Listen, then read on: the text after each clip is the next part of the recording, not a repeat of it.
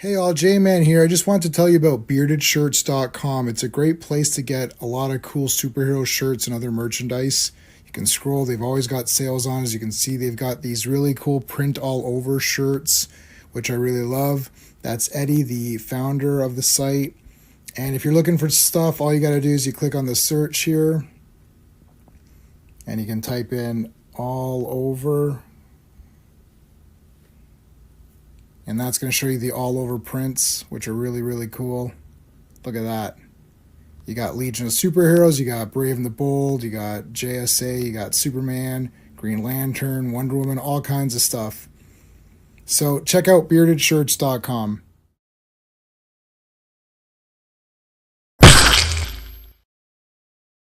Hello, super friends. Welcome to The Dark Knight Strikes Again, DK2. As it was on the covers of those original issues. We're going to have a lot of fun going through this. All three books, big, huge books. So we're gonna get going. I just want to quickly tell you what's going on this week. This Sunday, Days of High Adventure, we're going to talk about Indiana Jones. If adventure had a name, it would be Indiana Jones. But it doesn't have a name because it's just a thing. So but anyways, we're going to talk about the Indiana Jones series and other stuff. So that'll be on Sunday, same time as today. Monday, Legion live stream returns. We got 4 more issues of the Legion of Superheroes. I've not read any of these, so I got to binge read them the next day or two. So I'm looking forward to reading these because last issues were really good. Looks like we're getting really into the good, heavy stuff now. Wednesday, I'm going to be on the Action Elite Live talking about Con Air, the Nicolas Cage masterpiece of macho-ness, the masterpiece of machismo. Everyone in this movie is fighting to determine who has the most chest hair, and you'll find out who wins on Wednesday. Then on Friday, special episode of the stream. It's going to be Batman and the Outsiders. Now, this is something that RR was talking to me about, talking about how much he loves the Outsiders. Well, I happen to have bought all the Outsiders digital comics when they were on sale ages ago, and I only read through the first 4 or 5. So I decided to read them again, and I've determined that they're definitely worthy of a stream. At least the first 4. We'll talk about the first 4, and we'll see how that goes, and then there's not that many issues. There's only like 30 something issues. So if that proves popular, I'll finish the series and we'll do them at like 6 at a time or something, like just to kind of just plow through them, because I don't want this to I want to make sure Legion, I want to finish Legion, so I don't want the Outsiders to surpass Legion, because I do want to get to the Superman Fridays. I'm looking forward to getting to those. And Avengers, I know everyone is missing Avengers, so I want to get back to those. So there you go. Let's bring back Cat Girl on my shoulder. All right, let's thank the Super Friends, and then we can start it up. All right, so we're going to thank Mike Alonso, Clobberin Times, of course, because he's our friend and we miss him. He absolutely despised this, and he really wasn't dying over the Dark Knight Returns either. I think he thought that it was okay, but overrated, and he didn't like the treatment of Superman. Neither did I. He didn't like the Superman treatment in this book. Neither did I. But he didn't like a lot of the treatments in the last book and this book. Neither did I. But, however, asterisks, we're going to talk about it. But we're going to thank him anyways because we miss him, and he's a great. He was awesome. So yes, please put a CT to honor his memory. But he hated this. So this stream is not dedicated to him because he hated this comic. And I'm going to try to convince you that it's not that bad. All right. But let's thank the Super Friends, Dan, Sean, Stephen, Brennan, Mark D, RR, Philip Story, S182, Digger Jim, Quagnar, Legion of Comics, and Just Joe. Thank you guys. You guys are awesome. All right. Got two people to help me discuss this.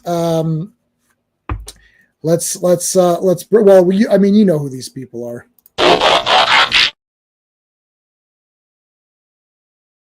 Hey, it's going to be weird for a minute. That's from Batman Forever. Kelly's kicking me in the head. Oh, shit, man. Well, she'll move over. Don't worry. It's all strategically placed. All right, let's bring in our special buddy here to help us get through. This book was so big that you needed 3 guys to like. You need 3, it's like 3 the hard way. This three men. Was it a 3 dev of them? Like 3 dev of them. You're the 3 giant men. 3 dev Adam. 3 dev Adam to get through this sucker. And it's 3 books. So wait a minute. 3 books. Am I supposed to just take 1 book or all books or what? No. God. 3 books. No, it's not like DK3. That was like 18 books. But anyway, that wasn't many books. Yes, and I do have that one as well. Maybe we'll do that one at some point. Yeah. But anyways, all right, let's bring them in.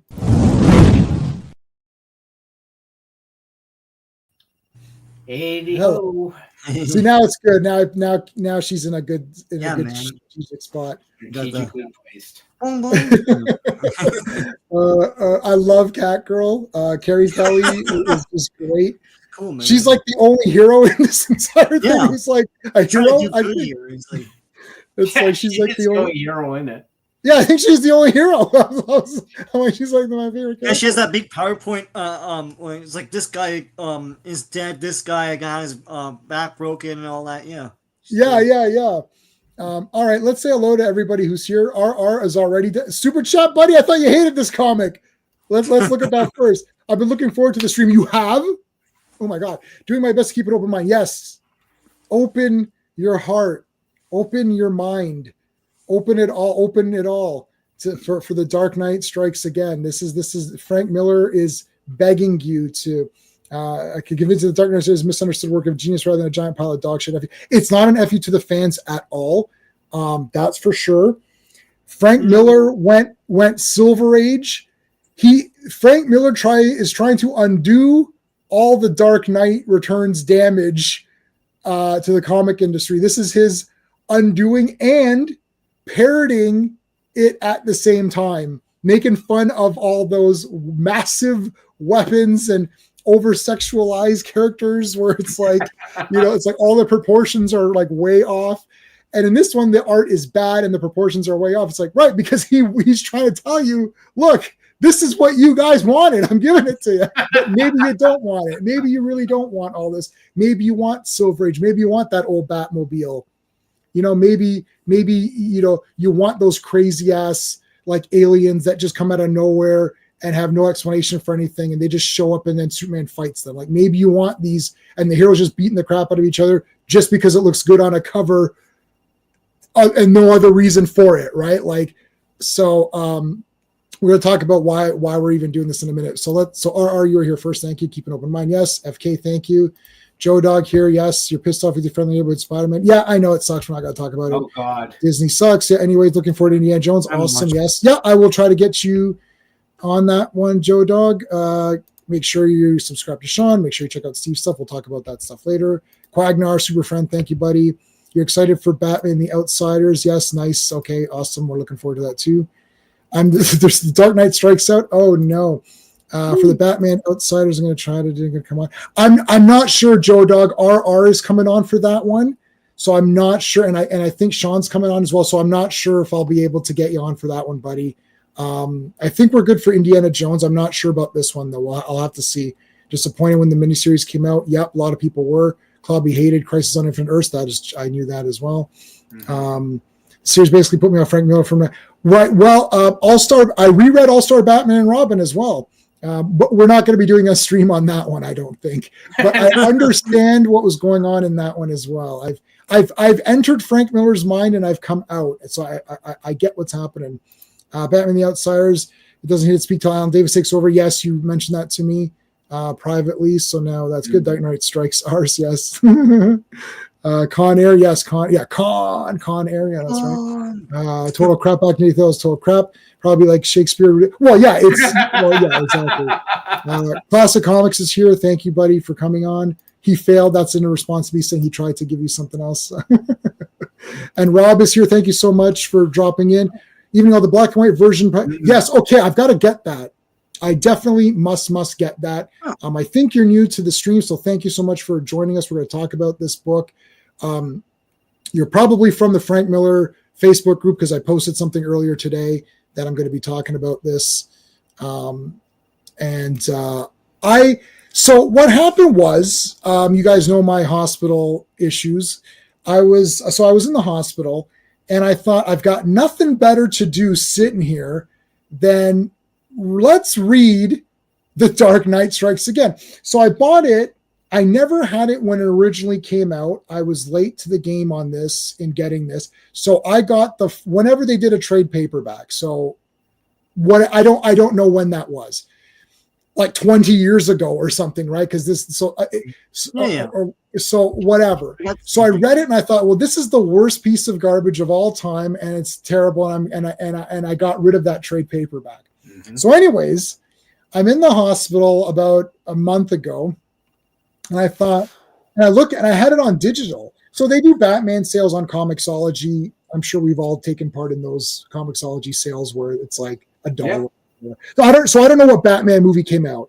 A Batman movie came out, whatever it was. Comixology had Batman sale, and it was all of the Dark Knight stuff. So Master Race, Returns, all of it. I was like, yep, let's get it all, whatever. So I'm sitting there in the hospital. I thought, let's read Dark Knight Strikes Again. It couldn't be that bad, could it? As I was reading it, I thought, I kind of like this. And this happens with me a lot. It happens both ways. I'll love something, and then the hype dies down. Oh my God, this is crap. The famous example is Independence Day in the theater, and I thought it was the greatest thing I'd ever seen. Bought it on VHS, and I watched it. I was like, this is the worst movie ever made. What happened? I don't know if it was just I stood 3 hours in line to see Independence Day, and I was like, oh. We came over a high five. We're like, God damn, yeah, that was awesome. I was like, this is gosh. Dark Knight Strikes Again. I love it. So I do have many notes on this one, but also I do want to show you guys this. I did get this. Now Carrie's going to be in the way for a second, but I looked for some memorabilia from nothing really from the time. I don't know when this came out, but I was able to find this, so I grabbed it. It's actually pretty neat, and that is a PVC set. Oh, cool. of your sort of your main roster here. Wow. So, oh my God, I paid less than this. And no one cares. Yeah. Right. Yeah. So, really nice, actually. Pretty nice little set. It's a lot larger. When this came, I was like, whoa, this is a lot larger than what I thought it was going to be. Yeah. How many Catgirl toys are there? I guess not very many. Well, I have the not original, but like Dark Knight Returns, they released a 4-pack. I don't have Joker, but I've got Superman, Batman, and Robin, Carrie, and that was thing. And then I've got they did a Funko Pop of Carrie, so I have that. And then the only other thing I have is the Dark Knight Returns, that famous cover where he's like this crouching and he's all torn up. I have the figure from that. From that cover. So that's really it for Dark Knight. I want to talk we'll do 1 minute across the board or whatever. Dark Knight Returns. I loved it when I read it. Looking back on it, I still really like it as an Elseworld story, but I don't like it as a future Batman. And I would definitely say the same thing for this. And I have not read The Master Race yet, but I have that. I don't have that in individual issues. I have that as a like the trade or whatever, the big fat trade that came out. So Dark Knight Returns, I like it. I think it's cool. Like, everyone else thinks, I think it's a damn awesome story. I don't like it to say this is what becomes of Superman, this is what becomes of Batman, because I don't think it would play out the way that they're saying it. This is where Clobberin and I did not butt heads. We both agreed that we don't like the way that all of a sudden everything now references back to The Dark Knight Returns, and that's all there is to reference. That is not the only Batman story. I've been currently catching up on some Batmans, going back, rereading stuff. Frank Miller's tense. Yeah. Frank Miller didn't like what happened because his response to that is this comic that we're going to look at today.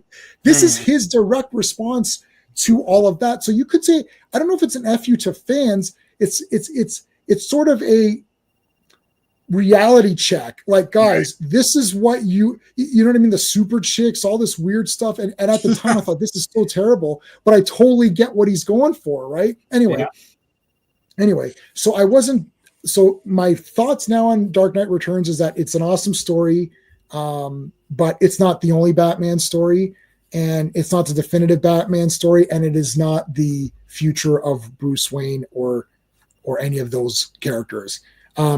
Sean, your thoughts on Dark Knight Returns? I don't know if this is a hot take or not. I never liked any of these stories. I read Dark Knight Returns when I was 16, and I thought it was okay. But the problem is, I recognized even back then in the 90s that like you really had to be there in 1986 to read Dark Knight Returns and recognize the punch to the comic industry that it was.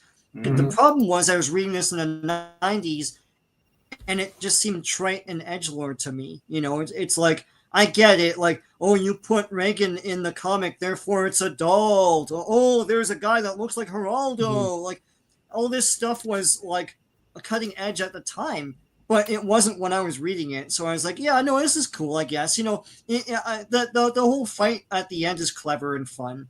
But I didn't like what they, like making them all edgy and like, Superman is a big Boy Scout, and he's the government stooge or whatever. Yeah, he's the stooge of the American government and all that stuff.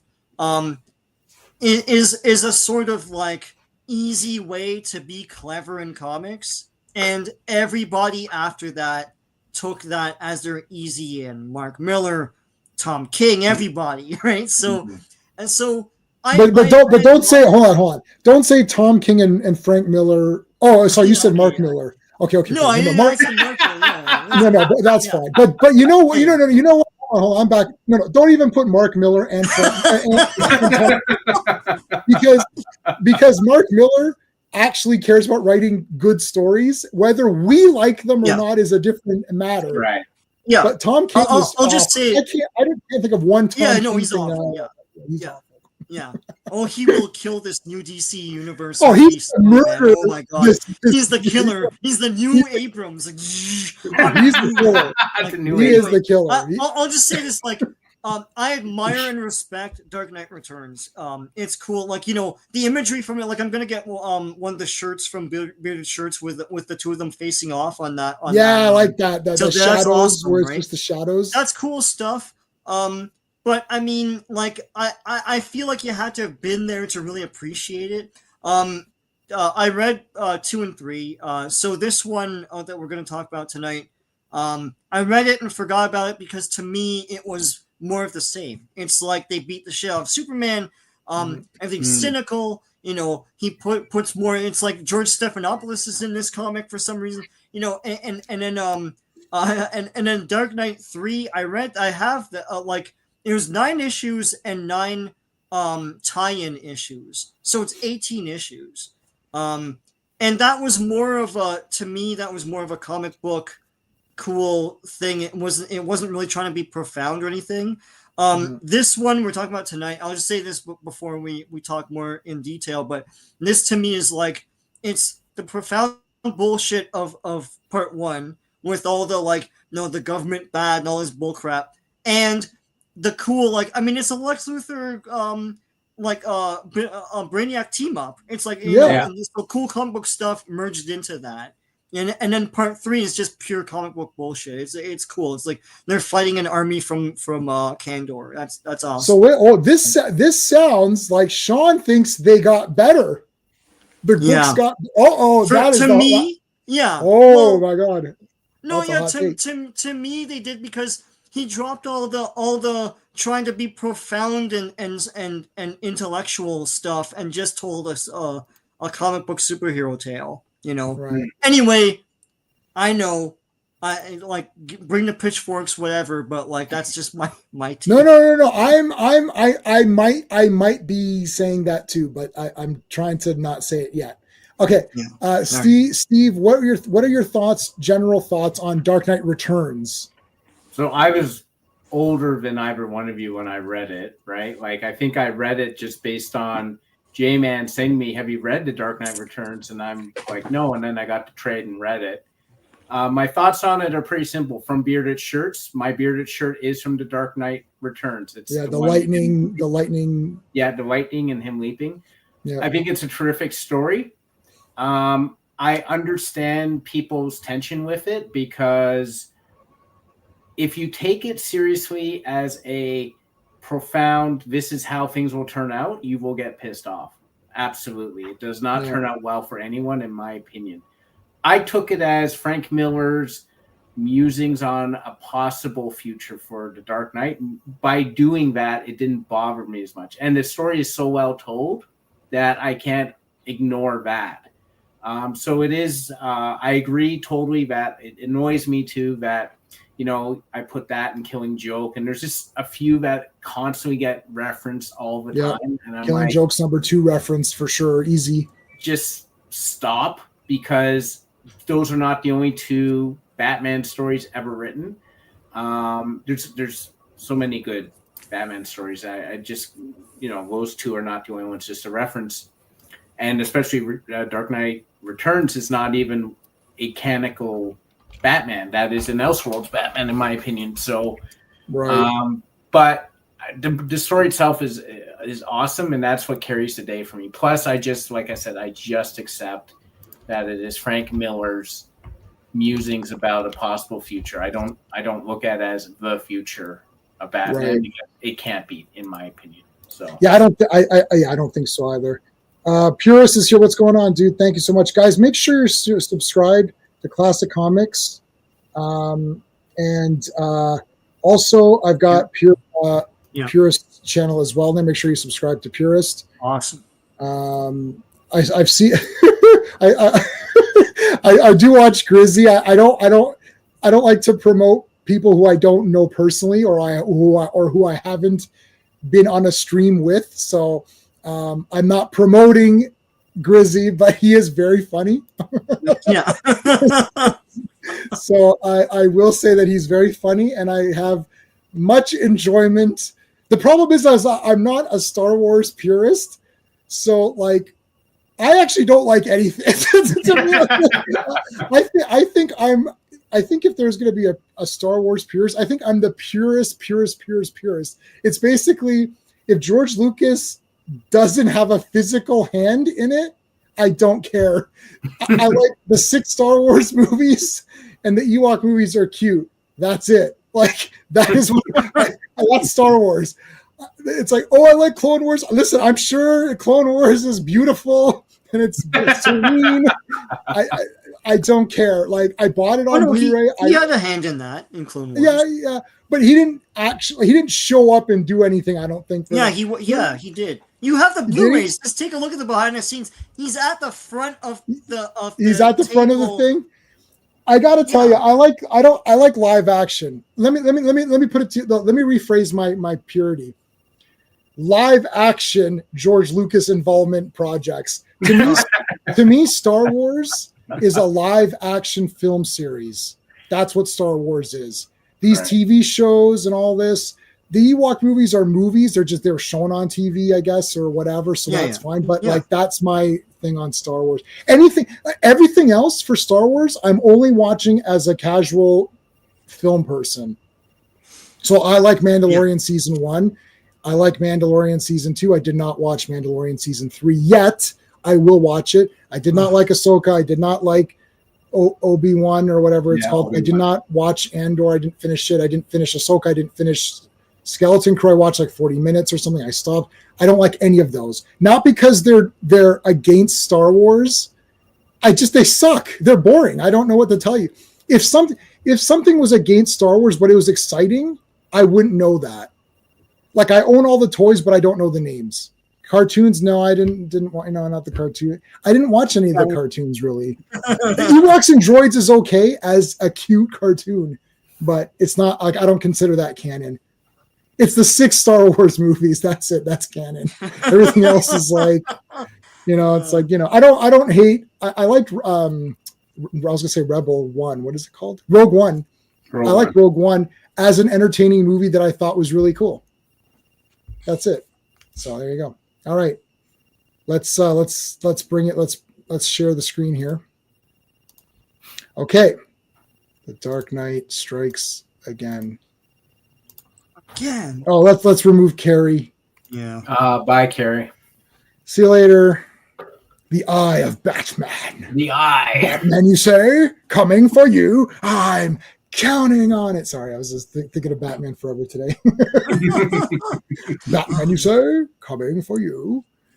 Frank Miller and Lynn Varley, who did, I guess, the colors and all that. Is there credit, Sean? Do we want to do? I mean, it's Frank Miller. Oh, are we doing that? I don't know. I mean, there's nothing. I mean, Frank Miller and Lynn Varley. There you go. Yeah, that's it. That's the credits. There's no credits to talk about. I don't know what to tell you. All right, so we got some sketches of who's that going to be? That's going to be Robin. All right. There's Laura. More sketches. Yeah. We got WW. Yep. Batman. That's Batman. Batman. Frank Miller Daredevil or Frank Miller? Frank Miller Daredevil, I think is better. Yeah. Is Frank, and someone said Frank Miller was better than Alan Moore. Oh, you have to put equal, I think. Alan Moore, man, Swamp Thing was just like the greatest thing ever. To me, they're equal. Yeah. Yeah, I just love Swamp Thing. That's like some of my. I bought all those in hardcover. Yeah. It's just too good. And then Watchmen is probably one of the best things. Watchmen is. I love it. Okay, so here's Vicky Vale. Yeah, I read this. Stop the presses. Who is she?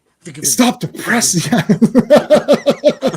It's like, who is that loss? That's Alexander Knox. He's the reporter working with her. It's who's like, that loss? Bad tie, out of style. I love how Joker destroys that guy. Like, yeah, in 1 second. It's like, what's your problem? This guy didn't do it. This guy didn't even do nothing. It's like, hello, legs. Alexander Knox. I'm reading your stuff. Well, I'm reading yours.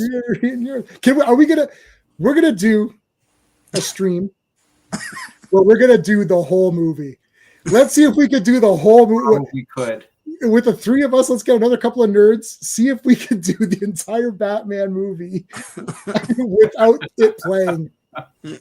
I could probably do some of the music cues too. This is Vicky Vale. This is a lot of stuff about Commissioner Gordon talking about how they murdered Bruce Wayne. I didn't really dissect this section. I wanted to get to. Well, the strange thing I found was how James Olsen is now a complete whack job. All of a sudden. Complete lunatic. I was reading it and I was like, wait a minute, what happened there? Like James Olsen, and then like we murdered him. I'm like, okay, so see, a lot of this comic, I think I was perpetually confused. Well, I think too, like this one and the third one aren't really Batman stories. Like this is Superman's story mostly. Yeah. Mm-hmm. It's his villains teaming up. So I don't know. I mean, I think now I watch again. I don't want to promote a channel that I do not know the person. Like I've never streamed with the person, or I don't know them personally. Yeah. But Salazar Knight, with a K, Knight, he does a lot of great Batman content, mostly comic book content related. And he did a great video on this. And he basically says that it was obviously supposed to be a Justice League Elseworlds future story. Yeah. Which then they said, no, you're Frank Miller. We'll call it the Dark Knight 2. Make it Dark Knight. Make it Dark Knight 2. It's like, well, why? Like, it's clearly Superman. Yeah, I mean, Superman has an arc in it. Like, it's Superman's villains, as you said, Sean. It's Kandor. Mm-hmm. I mean, I feel like there's more going on, with like every character. Yeah, DK3 is Superman's story as well. I mean, Batman's in it and helps, but like they have to subdue all the Kandorians, and Laura joins up with them, and then he spends. So at the end of this story, we spoilers. Superman is going towards her side of like, well, you know what, these humans are stupid and like we're superior. But then in Dark Knight 3, he spends the whole story trying to convince Laura of the value of humanity, right? So that's okay. the whole point of that story. Again, it's Superman's story. So, and yet the style is definitely a Batman-esque style. Like if you were ever going to do, in my opinion, a parody of like life and like, you know, look at all of his media stuff and all of his crazy stuff, it fits for Batman to me. It doesn't fit for Superman because Superman's style to me is not that. It's more parody and it's more like cynicism, which to me is Batman. It's not that Superman. RoboCop stuff. Yeah, the RoboCop stuff, which he had a hand in. Which you're right. RoboCop scripts, yeah.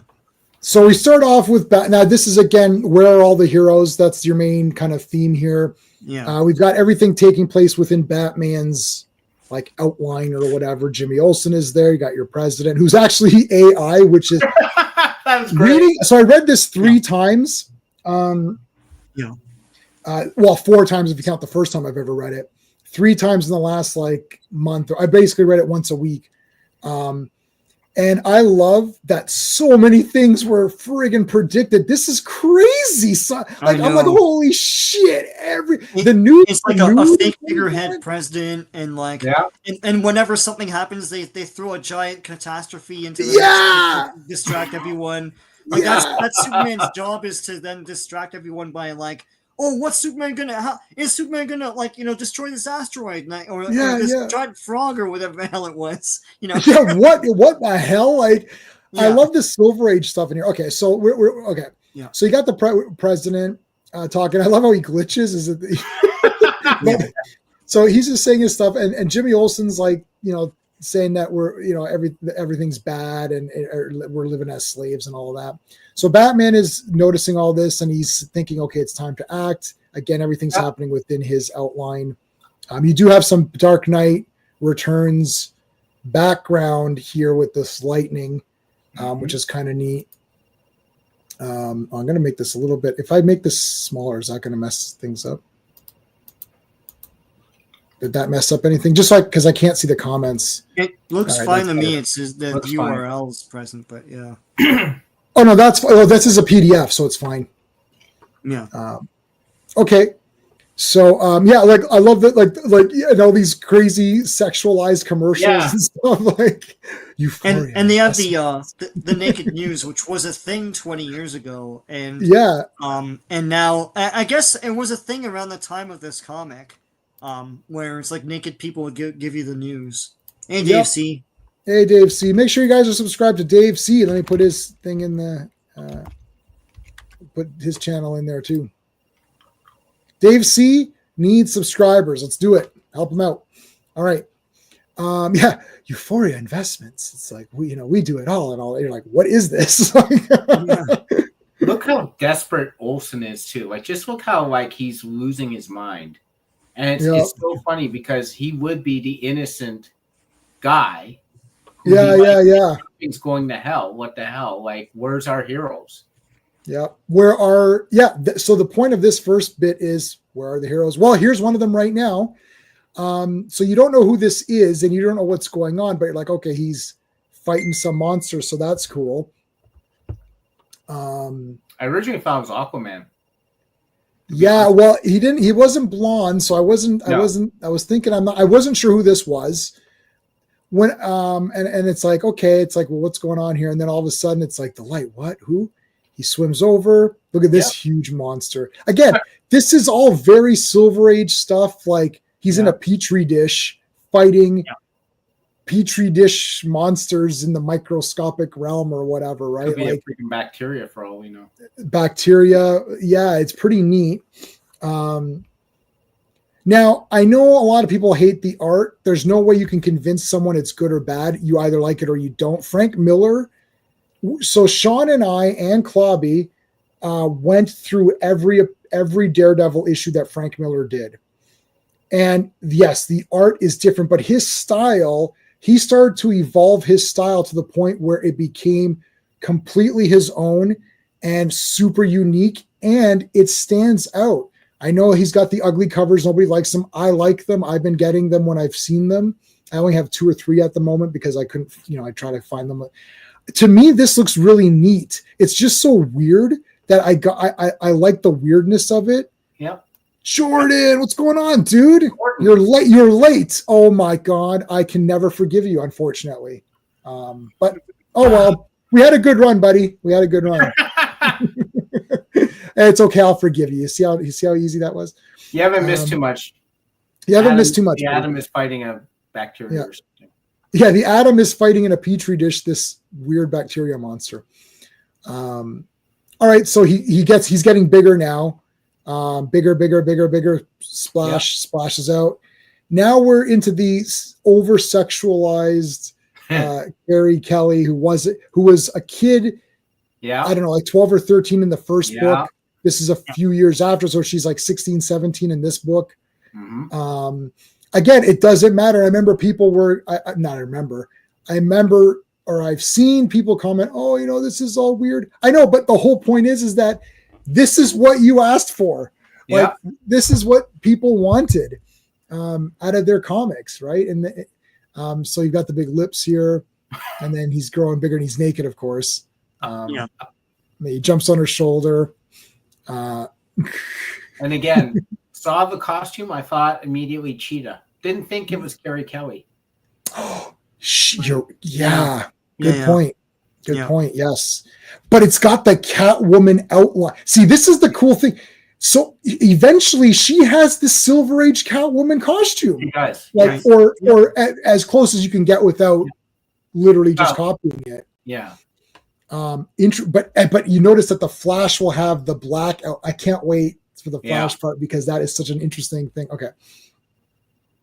All right, so he's growing larger, and there she is. So she's come to rescue him. That was the big thing, and now she's got these roller skates, which is, you know, again, this is a very Silver Age-ish thing. Her costume's super outlandish. Mm-hmm. She has random roller skates, but no pockets. It's like she had, which is so true. It's like where would Superman hold something, right? Like that's kind of the funny part of it. Like he doesn't have a pocket. Like, and this isn't the Adam West Batman where he just shoves it behind his cape. And I love Adam West. Batman had the whole utility belt, right? So so she's got nothing, so she's like, okay, hold on, and then it's like they're going, and she kind of just grabs them to try to hold on to them. I mean, she's got her little bat cycle here with a little bat symbol on it. Yeah. Oh, you're gonna read those? Nice, buddy. Make sure. Yeah, those are all great things. All right, poom. So trying to escape. These guys are shooting at her. Got every shot of her is like butt sticking out. Yeah. or legs spread open or something. He's made the skates. Look how it's almost like Frankenstein boots. Yes. Yeah. And again, and you think, okay, this is kind of goofy, but I mean, what's goofy and what's not? Like, I mean, not everyone does perfect anatomy. It's a comic. I actually see people don't like Rob Liefeld's art either, which I happen to like. I don't mind weird manga art. Mm-hmm. You know, it's like I'm used to different kind of art styles. And Frank Miller is doing his own style. This is a very unique looking book. And I know someone mentioned earlier, who was it? I think it was Rob, actually, our new viewer. I think Rob had mentioned earlier about the black and white edition or whatever, which it looks interesting, but I kind of like the colors. I just because it's kind of weird. Yeah, this panel here is very good. Like this one with almost like a watercolor. Yeah, these watercolors are weird. I don't know why everyone harped on the art. Like, how different was this from the first book? Like the first book, it was very etchy and scratchy. Yeah, and I thought that it was on purpose because he can draw different than that. I didn't see any difference to me. Are those from this to part one? Skates discolored? Look at the coloring; it's different. It's shadow on one and one is like it's just all right. And there's her butt sticking out again. Yeah. The thing of it is that when Frank Miller draws this way, this isn't the Frank Miller can't draw. We clearly saw Wolverine miniseries. Did he draw? Yeah, he drew the Wolverine miniseries, didn't he? Well, yeah, it's like I've got Daredevil, Galactica where he does right? Like all of here. these great works by Frank Miller, and it looks like, I don't want to say generic comic art, but it looks like good old fashioned comic art, right? Yeah. You know what it looks a bit like? Mm-hmm. The Spider, the bit of that art. Just a lot of the like. It's a little less clean than the Spider, I would say. But if you look at like the blockiness and sort of like, look at the spang, like it's really like prominent. And that's the sort of thing I expect from a pulp thing, is like when there's a sound, it's a prominent sound. Right.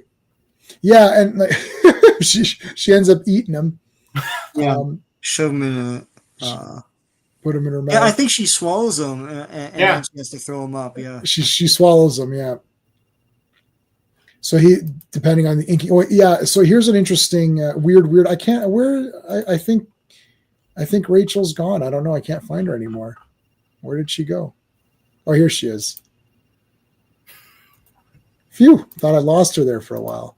No, stop it, FK. I'm not reading that out. All right. Here's like another crazy ass, like, so in the black and white edition, it's just Frank Miller's pencil. So none of these weird watery colors in the back. Mm-hmm. It's a blank page with just her.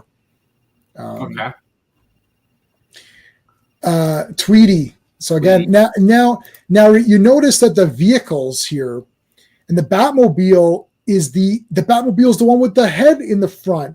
That's the Silver Age Batmobile, because he had a tank or whatever it was in Dark Knight Returns. He did. So Frank Miller is going back. He's taking it back to when the heroes were the heroes, like, but it's weird. This comic is, he's giving you this ultra violent, super huge weapons, over sexualized stuff, weird angles. He's giving you all of this stuff that you were getting in the 90s that everyone was pumped up for. Flash has a black costume because now it's cool. Even Flash says, like, well, he goes, people these days don't understand the difference between classic, like it's like old. It's not an old, it's not old and shitty. It's classic. It's, but he wears the black costume. So he's giving you both things. And I think people were just like, what is happening out? Like, what is, anyway.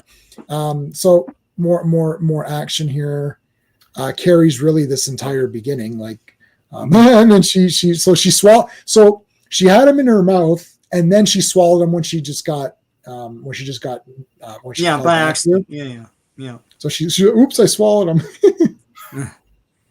She barfed him out. Blarf. Now we've got the same thing, but with Superman's outline or whatever. So everything is Superman's thinking. Yeah, in the background. Yeah, in the background. And it's like, so he's like, damn you. Now, Superman, look, Superman's my favorite character of all space and time.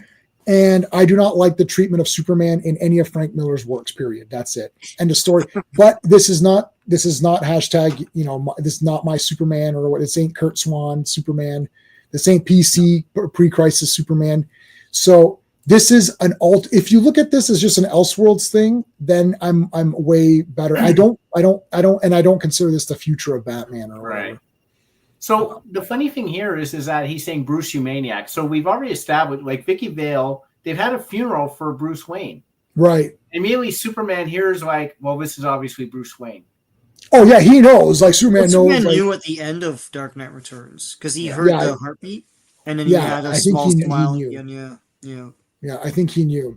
So Superman would know anyways. The thing is, like, Luthor and Brainiac are controlling. So all of the superheroes, I was going to say the super strong heroes, but all the heavy hitters are being controlled by Brainiac and Luthor due to either blackmail or whatever, right? Or they're completely, like, inept, like, like Martian Manhunter. We're going to see him. Martian Manhunter. But it's like, if you're not controlled by Lex Luthor and Brainiac, then you ain't shit, because, like, they took the big guys. So, like, screw this, like, like, you shoot arrows, F you. Like, But that was the whole thing. They really didn't care about. So the little guy has to rise up. That's the whole, That's the thing. Yeah. The godlike characters are kind of like, Yeah.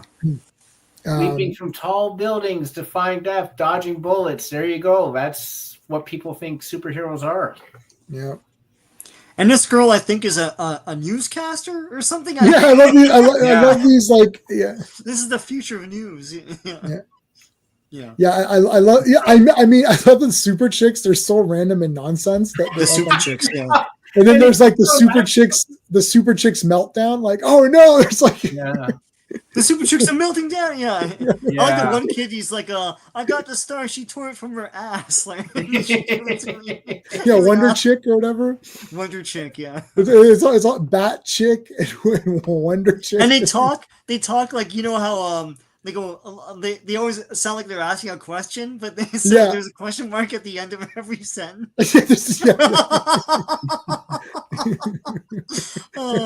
When I first read this, I despised the super chicks. Now they're like my favorite characters. This is like she's they like, don't do anything. Yeah. She's like, this is like majorly. She's like, this is like majorly major. Oh, I agree. This is majorly major. Yeah. Shit, this is like. Yeah, it's like we were entertaining the troops, and like they didn't want us there, and like shut up. Yeah, and people are all pumped up for it and tuning in and stuff. And, and then there's like that random woman who's like, they make me feel fat. Yeah. There's Superman. Showing how awesome he is. I tried to tell you, but you wouldn't listen. Well, we'll all pay for this. Millions of innocents. It's like, yep. Condition red. So Superman, basically, Superman just stopped. So in secret, Superman, Wonder Woman, and Captain Marvel have all been performing miracles and stopping disasters or whatever in secret. And everyone thinks, oh yeah, the government's doing all this stuff, and we don't know what's going on with the Atom, but the Flash is basically responsible for like most of the energy that they're consuming, because he's on one of those treadmill. He's like on a what's the rat, like the hamster wheel. He's like on a hamster wheel thing, powering it all. And that's because at the end of the first one, most of the United States was blacked out by that EMP weapon. Oh, right. That's what it is. So when they take out later on, when they take out Flash here, one of those newscaster chicks is like, oh, most of the whatever seaboard is out of power again. Right. So yeah. Yeah, so RR doesn't like that. I mean, like the proportions don't matter to me. Like I'm not reading comics for proportion. Like if you look at Jack Kirby, all of his guys are like weird, big, huge, crazy poses, and it's like that's like if you tried to draw a muscular person over top of Jack Kirby, it would look weird. Like I don't, and Jack Kirby's my all-time favorite like comic guy or whatever. So like, I don't think this is cool. It looks neat to me. Like I'm reading these Tom Scioli books, so this is the Godzilla one. Oh yeah. And he does that, like, it's here. If you haven't read this is awesome. J-Man, this is right up your alley, actually. Okay, no, I haven't read it. I'll get it, though. Because Dracula joins the team in the second issue, and in this third issue, he comes up with a growth ray, and he grows all of the universal monsters. So, like, the Mummy is fighting Godzilla. Wolfman is, like, Godzilla. Oh my god, that is genius! And all that stuff, and then he grows, and then the Great Gatsby is in it. He's like he's a superhero with like G's on him, and then he grows himself into now I truly am the Great Gatsby, and he that's crazy. Anyways, my point is Tom Scioli does this as well. He can draw, but he chooses to draw in a very rushed sort of like what if you doodled a whole comic book in class type of style. And proportions go out the window, and what's left is just the concepts and fun. And that's sort of what this is as well. So, like, I thought Mike Mignola or whatever, like Hellboy, I thought his art's trash. That's like this as well. Yeah, that's like this as well, right? I don't think it's trash. I mean, like it's disproportionate to crap. It's like all of it's weird. None of it looks pretty. Frank Miller has said himself, he's like, I don't draw pretty. And I think if this was drawn pretty, it would look weird. It would have been dull. It would have been dull. Yeah, this makes it weird. Like if you look at, I reread All-Star Batman and Robin, the whole thing, 10 issues, all of it. and it is beautiful. Jim Lee, I mean, some of the best Jim Lee art is in that. It's crazy, but it makes it bad because when you're looking at that art, you're expecting conventional superheroes, not Frank Miller's, not Frank Miller's weird ass. He literally made Joker like into a thoughtful character, and Batman into a psychotic madman. It's like he flipped it. He flipped the characters. Joker is more sane, and Batman is insane. I'm like, this is weird. The art here is as altruistic as the storytelling, right? This is Frank Miller airing grievances and drawing it news in the news. I love that. This is a real thing. I mean, it's the old Naked News, right? News in the nude. That's funnier than Naked News, man. News in the nude. That is funnier, man. I don't know. That's funny. I'm not saying Miller is Kirby, but you read Daredevil, so like, okay, if you've seen Daredevil, if you read the Daredevil comics, you know he can draw that way. So he's making an effort to not do that. He's making an effort to not do that for a reason. He's not making an effort to not do that because he doesn't want to or whatever. It's like, oh, I'll draw it this way. This, like, it's intentional. It is intentional. I think he's drawing this way because it is a parody. So you do have those sort of like weird dimensions in that to the characters, because it's not, if he drew it conventionally, then to your point, you would expect a conventional story, and this will not be a conventional story. This is a very exaggerated story I expect exaggerated art because it fits the story. All right, so we've got Adam and Carrie. She's like, "Oh, sorry," and it's fine. Sorry about that. Sorry I swallowed you. Sorry I swallowed you. Let's go back to news in the nude. Here's what I love the AI president. This is the AI is glitching now. Did you see that? Like blinking your the polls are up. I like Mignola's art in Triumph and Torment. Recovering that such. Yeah, I mean, like, when I first picked up the first ever Hellboy issue I picked up, I was like, this is awful. Like, why this is so crap. And then I read it and I kind of got into it. I was like, it's perfect for Hellboy. And then I ended up buying like every trade paperback that had come out. I had like tons of trades on Hellboy because it just all fit to me. So anyways, but I love this part of the story where it's like the president's not even real. It's like, what? It's like he glitched. I like Jim Wilson's like, he literally glitched. It's not even a real guy. And what I love is that they figure out he's fake, and they're like, he's still leading into polls. He's not even real. There's a guy later in this comic, and I'll try to point him out if I can. It's like he's like, well, he's still a great American. That is hilarious. So okay, so now we cut to, this is the poor programmer who effed up in the upload or whatever, and Luther now is like, again, big, huge, honking, huge, ugly, got hairy wrists, and he's got huge fists. Yeah, huge fists. He's this big, ugly mother. He's basically like Kingpin. If Kingpin had that radioactive sludge fell on from RoboCop. Yeah, I agree. Yeah, yeah. The word, or the placement.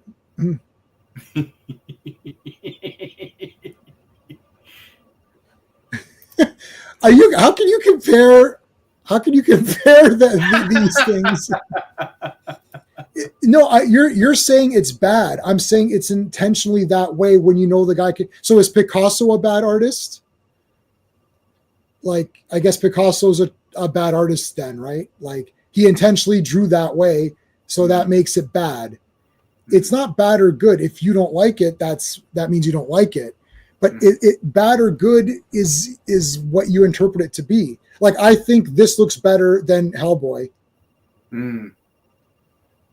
Like, not in a funny way. I think this looks way better than Hellboy, but I still really like Hellboy. Like, it is what it is. I would have, and I actually think the Dark Knight Returns looks weird too. When I read Dark Knight Returns, I thought this looks really weird. I actually thought it was bad art, and I remember that one looked weird. Yeah, that one looked weird too. And I remember Clobby did the top 100. Remember they had that website that talked about the artists. Yeah. And I remember Raquel thinking the Frank Miller Dark Knight Returns art was awful. She's like, this looks terrible. Mm-hmm, and Frank Miller was counted among one of the better, because I was on that stream. I wasn't on the stream with him, but I was listening to the chat on that stream. And everyone was saying Frank Miller's Dark Knight Returns was trash. Mm-hmm. Like in the comments, and Raquel thought it was bad too. And I remember thinking, it looks weird, but I like it because it fits that story. Right. Yeah. Okay, the question comes in. This is pretty cool. This feels like a bit of like Watchmen-ish. Yeah. With Rorschach, who is the question, basically. Yeah. And I think Frank was intending that. Yeah, I agree. All right, so he jumps out. He's going to meet what's his face?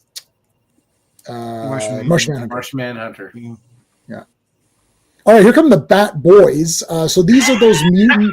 What was that gang called? It was that weird gang from Dark Knight Returns. It's just like the mutant gang or whatever they were. I can't remember what they're called. Yeah. I can't remember either. It's the mutant gang. So it's those guys. Some of them have been recruited for Batman. Yeah. You see, what's funny is that we're in this book.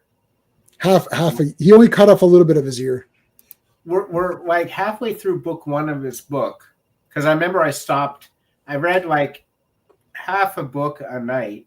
Right. And we're halfway through this book and we have not seen Batman. I know. So again, this is the more evidence to show that this wasn't supposed to be Batman. This is supposed to be a Justice League Elseworlds thing. But they probably said, hey, Frank, why don't you just do a sequel to Dark Knight? So he added stuff from Dark Knight Returns to like these guys and Carrie and to make it kind of work. I don't know. There's no proof of that. We're just saying that it's based weird. on what we're seeing, it makes sense that it would be that way. Yeah, weird. Okay, so there's Carrie and her another weird ass vehicle. Yeah. Well, yeah, there I'm not saying it's intentionally awful. I'm saying it's intentionally the way it is because that's how the story is being expressed. So I like it. I think it's neat. If you're saying it's bad, that's fine. You're saying you don't like it. But what does bad mean? Like, if bad means proportion, then Kirby's bad, Picasso's bad, Mike Mignola is bad. If you're saying bad equals proportionate, that means every manga artist is bad. What I'm saying is that you don't like it. That's fine. I like it, and it's neat and weird. Like, people don't like manga art. You look at it, you're like, Dragon Ball, they all have small feet. Everyone said, Rob Liefeld draws small feet. They all have small feet in Dragon Ball. Like, so it's the same thing. It's like, is that bad? Or like, that's how the guy drew it, like, I don't think he's intentionally making it bad. He's intentionally making it the way he wants it to for his comic. Like, that's if you don't like it, then you can say, I don't like it. Right. Yeah. Sons of Batman. There you go. Okay. There you go. Look sharp, folks. Reminiscent of Orion's sort of like. Yep. Orion's vehicle. Orion. That astral harness. Yeah. Okay. So massive shooting, big, huge weapons, claws, like 400 batarangs throwing up at one time, like shooting explosions, massive battle fights. This is all the same kind of 90s kind of, crap or whatever, but I love it. Massive, like, big machinery. Yeah. Like, where is this? Like, they do this whole, like there's a lot of parts where there's no background. You're like, what? Where are we? Like, what is this? That's like a manga trope. Like, soon as there's manga has like not all manga, but like if you go with Dragon Ball, it's like all of a sudden they just fight and then you're like, well, I don't even know where they are anymore. Like, it's just, it's like, is this the background goes away and it becomes like stylized and everything. Yeah. It becomes so like now it's like, okay, what's happening here? Like, what is this? It's like, okay, this like what is going on here? It's like someone's getting punched in the face or whatever, right? Conch. He got conched. He got conched in his face, man. Got the laser protection here. Butt shot. This is what was that movie? Entrapment. Yeah. Catherine Zeta-Jones. It's like your butt's gonna get us killed. It's like or like well, I won't mention that trash director's movie, but anyway. Jane Silent Bob, where one of the girls farts on the laser and the laser goes off. Yeah. Oh dear, I can't stand that. Yeah. All right, so she's dodging everything like a good girl. It's all Carrie. She's like the star here of this whole thing. Now the Atom pops in. Atom pops in. Comes out of her nose this time. It's bleeding. Her nose is bleeding. Yeah. Now again, he's riding the data stream. Remember this? This was always neat. Yeah. Again, this is like when I'm reading this, I feel like a lot of this wouldn't happen in a true sequel to The Dark Knight Returns. No, I feel like grounded. Yeah. Yeah, right. I think Frank was saying you guys have grounded Batman too much now, where you've lost all of the silly adventures of all of these weird things happening just to have like once we start getting into those weird alien things, I'm like, I don't even know what's happening. It's just so random. But like Grant Morrison did this with Green Lantern season 1 and season 2. I don't know, or I don't know if you've read those Green Lantern season 1 and season 2, but I like those. Again, a lot of weirdness. All right, so more shooting back. Now, yes, he kills this. So this is going to be important. He shoots a guy in the face, and then he kills. No. Dead. And then again, throwing, like look, catching these like molecules and stuff. Here's the Catwoman, old outfit or whatever. And again, like I'm pretty sure that Lynn can color in the lines. Yeah. But like clearly, this is it's stylized. It's stylized because look at this thing. That's crazy. It's like, what the hell? It's like hypnotic. It's like totally awesome, almost hypnotic. Yeah, don't look at it. Don't look at it. Oh no, don't look at it. I looked at the trap, Ray. Yeah. Don't look directly into the trap. I looked at the trap, Ray. It's like 1 second after he said no, don't look at it. Yeah. Close your eyes. Yeah, don't look at it. And then boom. Boom. Because you need a blast. And look at that. That's almost like a painting. Yeah. This is so Frank Miller probably only has this drawn on the black and white version. Yeah. There's the Flash. So they've been having him run forever. Yeah, to power the United States. Yeah. He's the hamster. And she's got the ring. Hey, Tevya. I wouldn't call this a masterpiece. Hey, Tevya. Well, I'm not calling it anything. I put a question mark. I'm saying, is it a masterpiece? Gives the ring over. Yep. All right, here we go. What the hell? Black Flash. You changed my outfit. Huh? And he doesn't have pants. And short-sleeved. Yeah. Yeah, short sleeve and short. Well, there's no identities anymore. There's In this is comic. the Flash summer version. This is the Summer Flash. Summer Flash. Hot Flash. So here's what he says: kids these days can't tell the difference between just plain old and classic, right? So and see, there you go. Later on, yeah, and that's directly telling the reader. It's like, you guys, you readers don't understand anything. Yeah. There goes the shoes. She's not gonna have her little roller skate things. Kids have these now too, by the way. That's also. Yeah. I don't know. All right, so Flash gets out of there, runs fast, of course. Adam comes through the phone. Remember that? That would happen a lot. Yeah.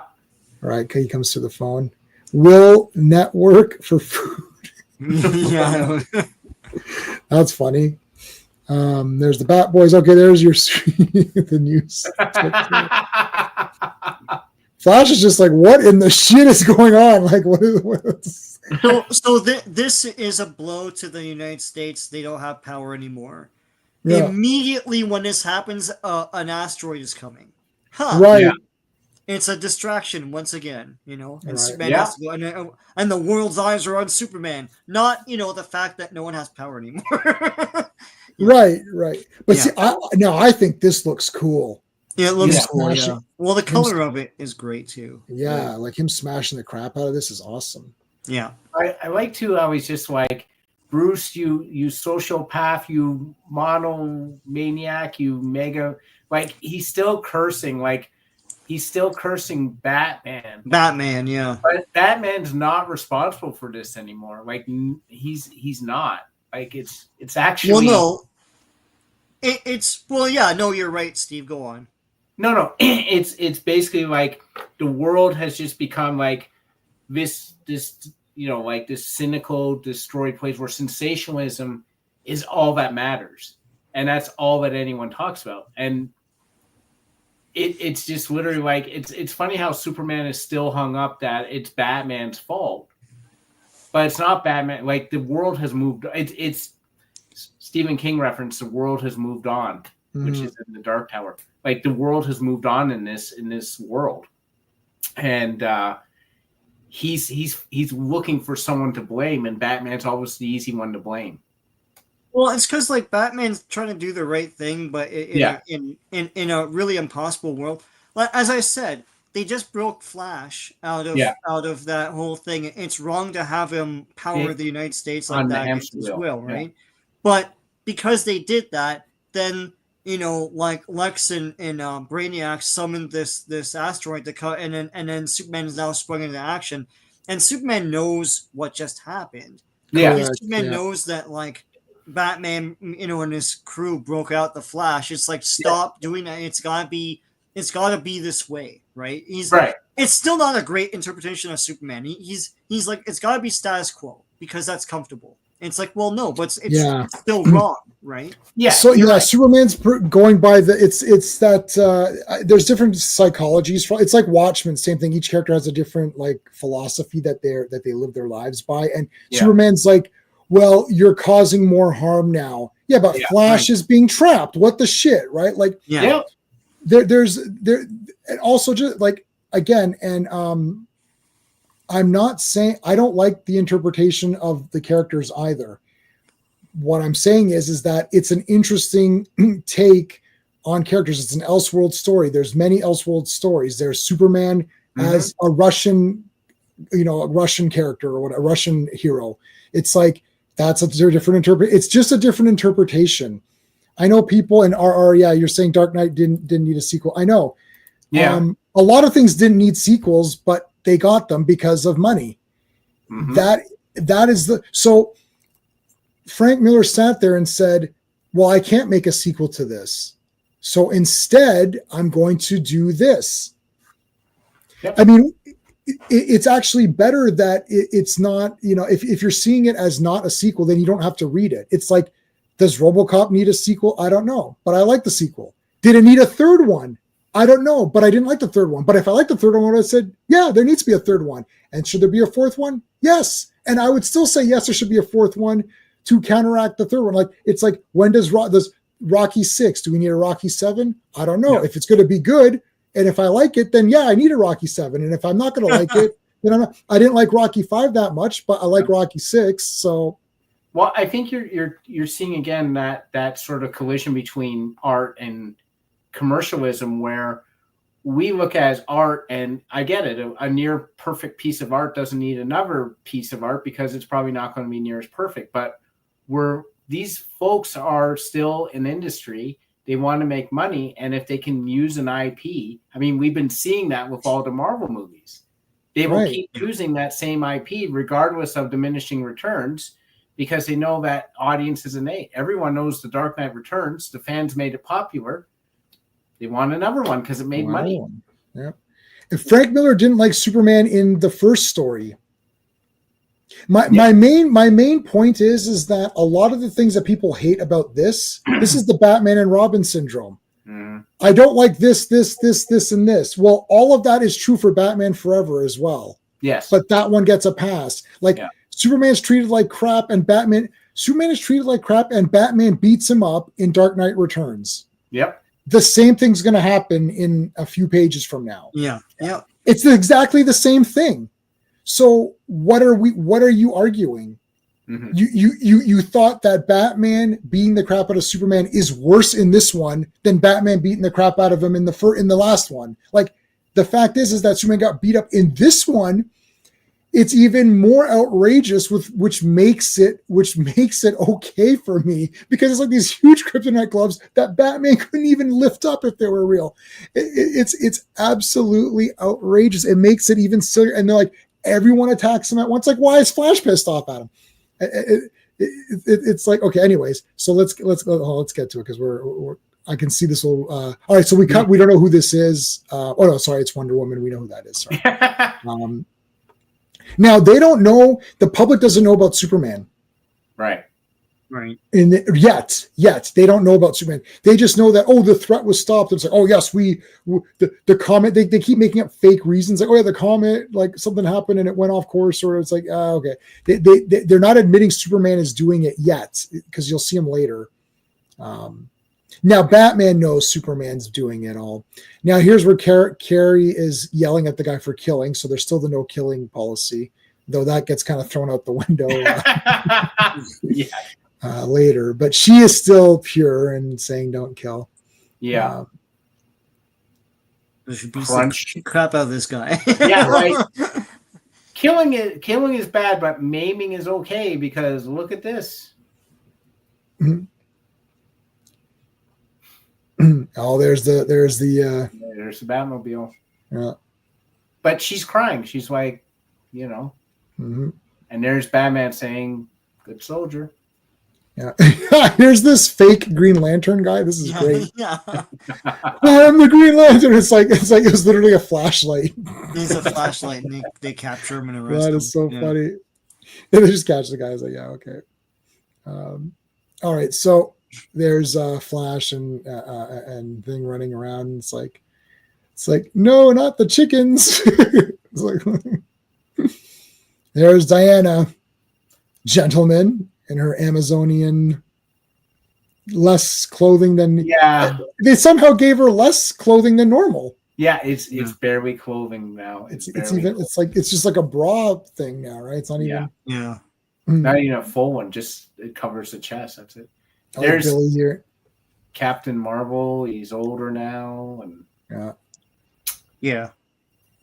All right, so now we're going to learn about how Lex and Brainiac are controlling these massive heroes.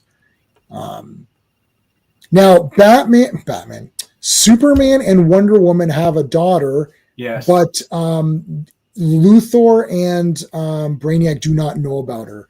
But they do have Kandor as hostage, so they're keeping Kandor as hostage.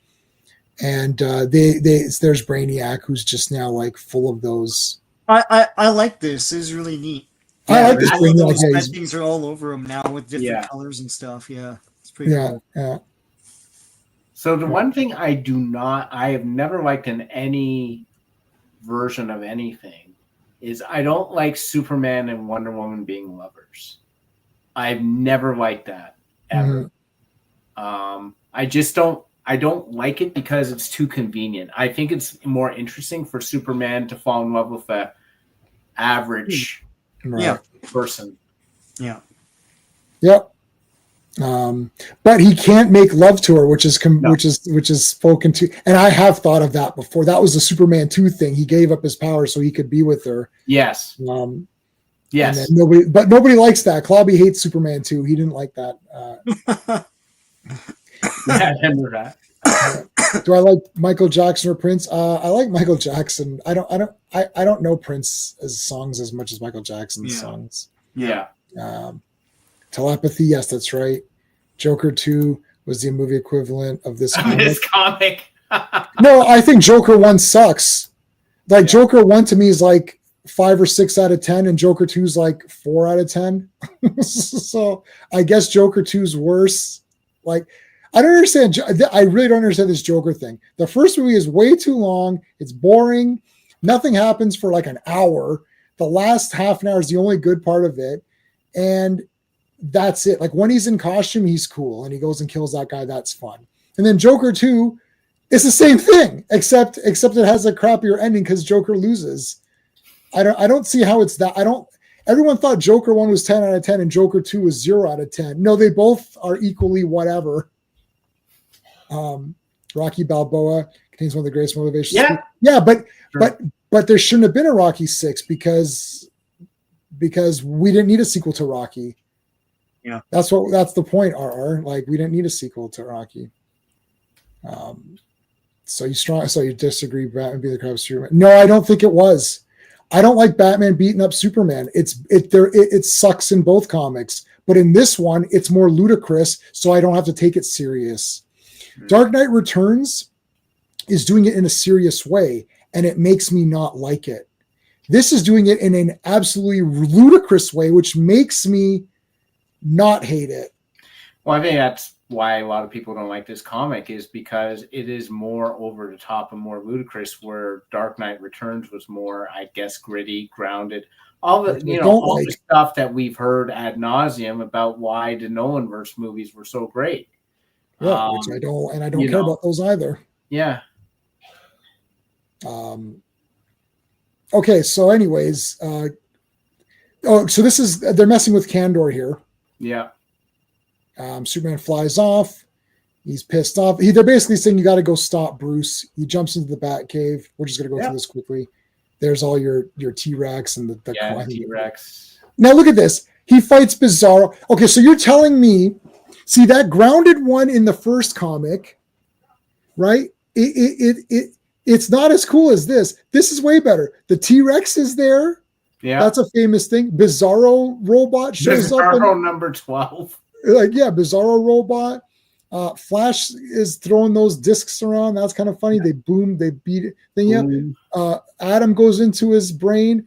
You got the arrow. That's from the other comic. I got the arrow. He blasts himself, and then Adam goes into his brain, starts scrambling up into his ear, and then Batman comes in with these ridiculous gloves and beats the crap out of him. Oh, yeah. It's like so outrageous. And then it's like, get out of my cave. You're like, what the heck? Book 2. Book 2, Electric Boogaloo. Look at this. This is hilarious. Superhero chic. How far will it go? How far will it go? I don't know. You liked Joker 1? I didn't. Yeah, they're both okay. Is that supposed to be like a Rush Limbaugh type character? It's a Rush Limbaugh thing, yeah. No, okay. And that's George Stephanopoulos.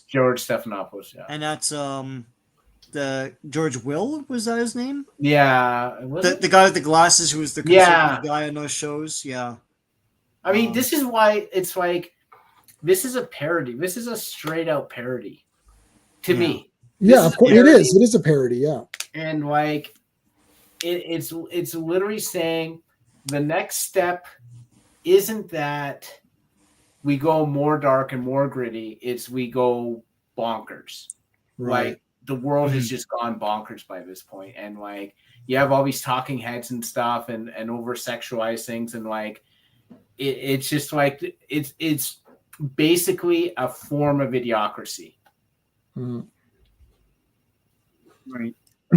The Batman Superman doesn't rely on ridiculous humor. Yeah, but I don't like Batman fighting Superman, RR. Like, I don't like it. So I'd rather it be silly and humor and weird, because then I don't have to take it seriously. I don't like it. I don't know what to tell you. There's nothing. It's like you're saying, but it's like saying this is a well done piece of duck. It's like, this duck is immaculate. It's a 10. I don't like duck. Like, yeah, but this is really good duck. I know, but I don't like it. I don't know what to tell you.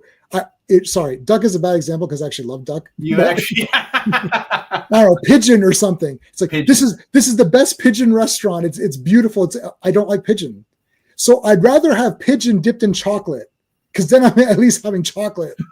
Yeah. Is that? I think I explained that pretty good. How's that? Does that sound like a good explanation? Yep. I'd rather have like candy with it, or whatever to make up for it. There's certain things that are just deal breakers that are just like, I don't like it. I don't like this in any form. And like when Wonder Woman was killing everybody in that 4-hour Justice League movie. I don't like it. She murdered a bunch of people in front of school children and then blew up a museum. It's shit. I don't care if the rest of the movie's good. And people are making excuses for it. Well, here's what it means. I don't care what it means. I understand what it means. I don't like it. Yeah. I can understand something and say, I understand this, but I don't like it. Yeah. I understand you worked hard to make this pigeon meal the best pigeon meal you can make it, but I don't like pigeon. Yeah. It's like, well, here, eat your pigeon with 14 Reese's Pieces bars or whatever. Then I'll like it. Or you'll like it, but you're like, you know what would have been better without the quail? If it didn't exactly, if it's not right. Okay, look at this. Which one is this again? It's this is Wonder Chick. Yeah, Wonder Chick. I just love all these talking heads, and there's like a mega, like almost nude woman. Hey, Brennan, how's it going? He's just joking, Brennan. I don't even think Brennan's seen that movie. It's a camp classic. It is. Brennan hasn't seen it. He's just saying random shit. Yeah. He's trying to get under your skin, man. No, Pigeon's great. Man. No, Pigeon's great. Okay, so who's your favorite? Do you like Black Canary, Bat Chick, or Wonder Chick? I mean, this is. I like Wonder Chick. I gotta say, I like Black Canary. Oh, like Black... Yeah. Well, Wonder Chick is. Look at this guy. What the heck's going on? I just love this outrage around her bum. Like it's just outrage face and her bums are. Jimmy Olsen's just like, what the shit is happening here? Yeah, Jimmy Olsen's like, look, they make me feel fat. Look at this. That's awesome. That's like a mega sleek. That's a great. That's the real Batmobile right there, not that tank. So RR, do you prefer this Batmobile or the tank? Let me know in the comments if you like the Bat tank, which I hate, or do you like this better? I like this better. Not the way it's drawn, the best version of the tank and the best version of this. Which one do you like better? Comment below. All right.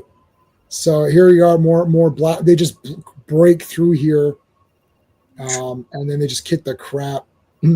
Yeah, they're just taking care of business. So again, huge fake super weapons shooting 400 batarangs. Like, what is this? Yeah, super overtime. She's wearing the cheetah bat or cat girl costume. She's got it's tiger now. She had cheetah. Tiger, yeah. Yeah, 89 Batmobile is awesome. Yeah. So Batman's punching teeth out. It's like cutting this guy with his. So this came to pass. This is absolute Batman. Yeah. Absolute Batman has this cape, the sharp cape. Oh, the sharp cape that can, And this was meant to be a parody, but this was meant to be a parody. All good parodies are close to what it is. Right. Yeah, nobody's supposed to read this and take it serious that Batman is using a razor-sharp edged cape to slice people open. Like it's a teenage bullshit fantasy. It's like, what if he had a razor-edged cape like that? Yeah. Yeah, and it's Frank Miller making fun of that, but then they did it for real and absolutely. Yeah, they did it for real. This is the funny part of it. It's like everyone is saying these things are stupid, but they happened. Yeah. That's the thing. They ended up really happening. It's like, and Absolute Batman sold like hundreds of thousands of copies. I kept saying it's bullshit, but yeah. Yeah. You know, it's bullshit. No, but it's doing well. You can say what you want. It's doing well. I know. It's doing well. So look, he's stomping on Luther's head. He'll do absolute question, absolute creeper. They're doing it. They are. They're doing. Yeah, they are. Absolute spoiler. Absolute ambush bug. Yeah. Yeah. No way. I don't like the Tumbler at all. No. I don't like the Tumbler at all. Yeah. No. I hate the Tumbler. 89 Batmobile is the best. But yeah, see, that's what I'm saying. It's like if you want the grounded realism, then this is not the comic for you. Yeah. But 100%. I prefer Silver Age, to this. This is the Dark Knight Strikes Again. It's Frank Miller, Brennan. This is Frank Miller. So if you make fun of this, you're making fun of Netflix Daredevil and everything Batman related that came out since Dark Knight Returns. You can't tell if he's joking. He is joking. He thinks that I think it's bad, but I like it. So what you should have said is this art is terrible. In order to troll me, you have to say it's bad. Yeah. He'll put it in the comments. It's bad. Yeah. You got to be careful. Frank Miller is everything. Anything anyone likes about anything is Frank Miller. That Daredevil show should have been called Frank Miller's Daredevil. I know. It has nothing to do with anything but Frank Miller stuff. I can't find Kevin Feige, so he took credit for it. Yeah, Kevin Feige stamped his name on it. Kevin Feige inherited Stan Lee. Yeah.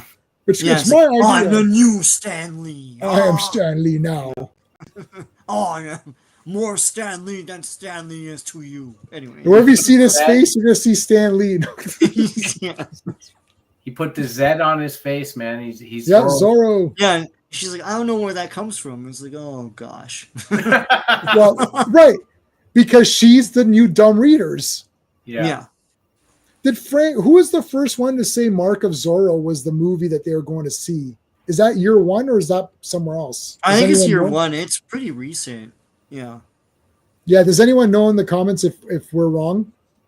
I can see the panels in my head now, but I can't remember. Well, it's definitely. Did Frank Miller make that up? Is what I'm asking. I don't know if he made that because I mean, I can't. It's definitely from year one, right? But was it before that? I don't know. Someone will know. Oh, there's Batman relaxing. So Batman's like psychotic, and he just beats the crap out of everybody. And he's happy about it. Here's elongated man. Bulging eyes. Yep. But he's like a drunk or whatever. It came up before year one. Okay, so it was Dark Knight Returns that referenced. Okay, I forgot that. Wow. But was there anything before Dark Knight Returns? Was there life before Dark Knight Returns? Yeah, I don't know. No. Batman didn't exist until then. Elongated man and Flash, there's Wonder Woman. She's jumping down to the fortress. This used to be the fortress. But it's all beat up now. Here. Yeah. Annoying. There's Superman all pummeled. Yeah. I love now now Stephen, the answer to your question, this is why Superman goes with Wonder Woman, because they're gonna have like power love here. It's like and shake the world or whatever. Shake the world. Woo.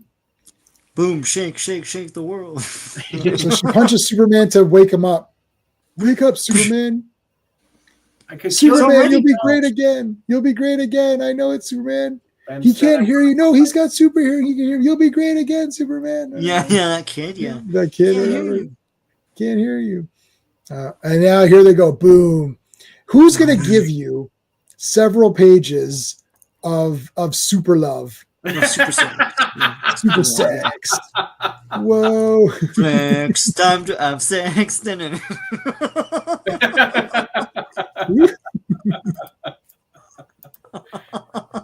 Oh my. Oh my goodness. And with their costumes on. With their costumes on. Yeah. Well, they're covered. They're in space. They're flying. They're hurtling back towards Earth. Yeah. People died in that ship there. Hotel died under that. No, they're fine, Sean. They're totally fine. Knocked it off, Sean. They're totally fine. Look at this. Look at this guy. Oh my god. That guy's awesome. That guy's hilarious. Still loving. They're now in Ting Tong, the witch is dead. They're in the sea. Look at witch is dead. Yeah, now they're wow. How many times did they do it? My God. Super I don't know if she has another kid in the third one. I can't remember. I know Laura's in it. Yeah, Laura's in it for sure. But she says here, I'm pregnant again. It's like she knows automatically. I'm pregnant again. And it's your fault. It's like, is it Superman, mine? You are the father. Oh! Yeah. Superman, in the case of Laura, you are the father. Oh! Superman, in the unborn baby, for the unborn baby, you are the father. Oh! You And then- see Wonder Woman get up and go, like, Ah! I told you. I told you. Woo, gotta pay it up. And then it's like, and then what's the other? And then it's like, and then there's like, Barry Allen is sitting there. It's like, Mr. Allen, you are not the Oh, he starts like, he starts running around, whipping around, like running around and like giving everyone high fives and shit, like yeah. You are not. Or if Superman was not the father, Wonder Woman would like run through the studio. Like, with the I love those. Like, Sean, I have I've watched those as I'm not joking. I've actually watched those and tried to not laugh to see if I can actually do it as possible. I remember one time we're all in Vegas and we're watching TV, right? And then we're watching Cheaters, and there's that one where they catch the one girl cheating, and she runs, and she's running up the stairs in this apartment building, and the camera's going after her. And he's running, and the camera guy's like, "Where are you going?" And he's like,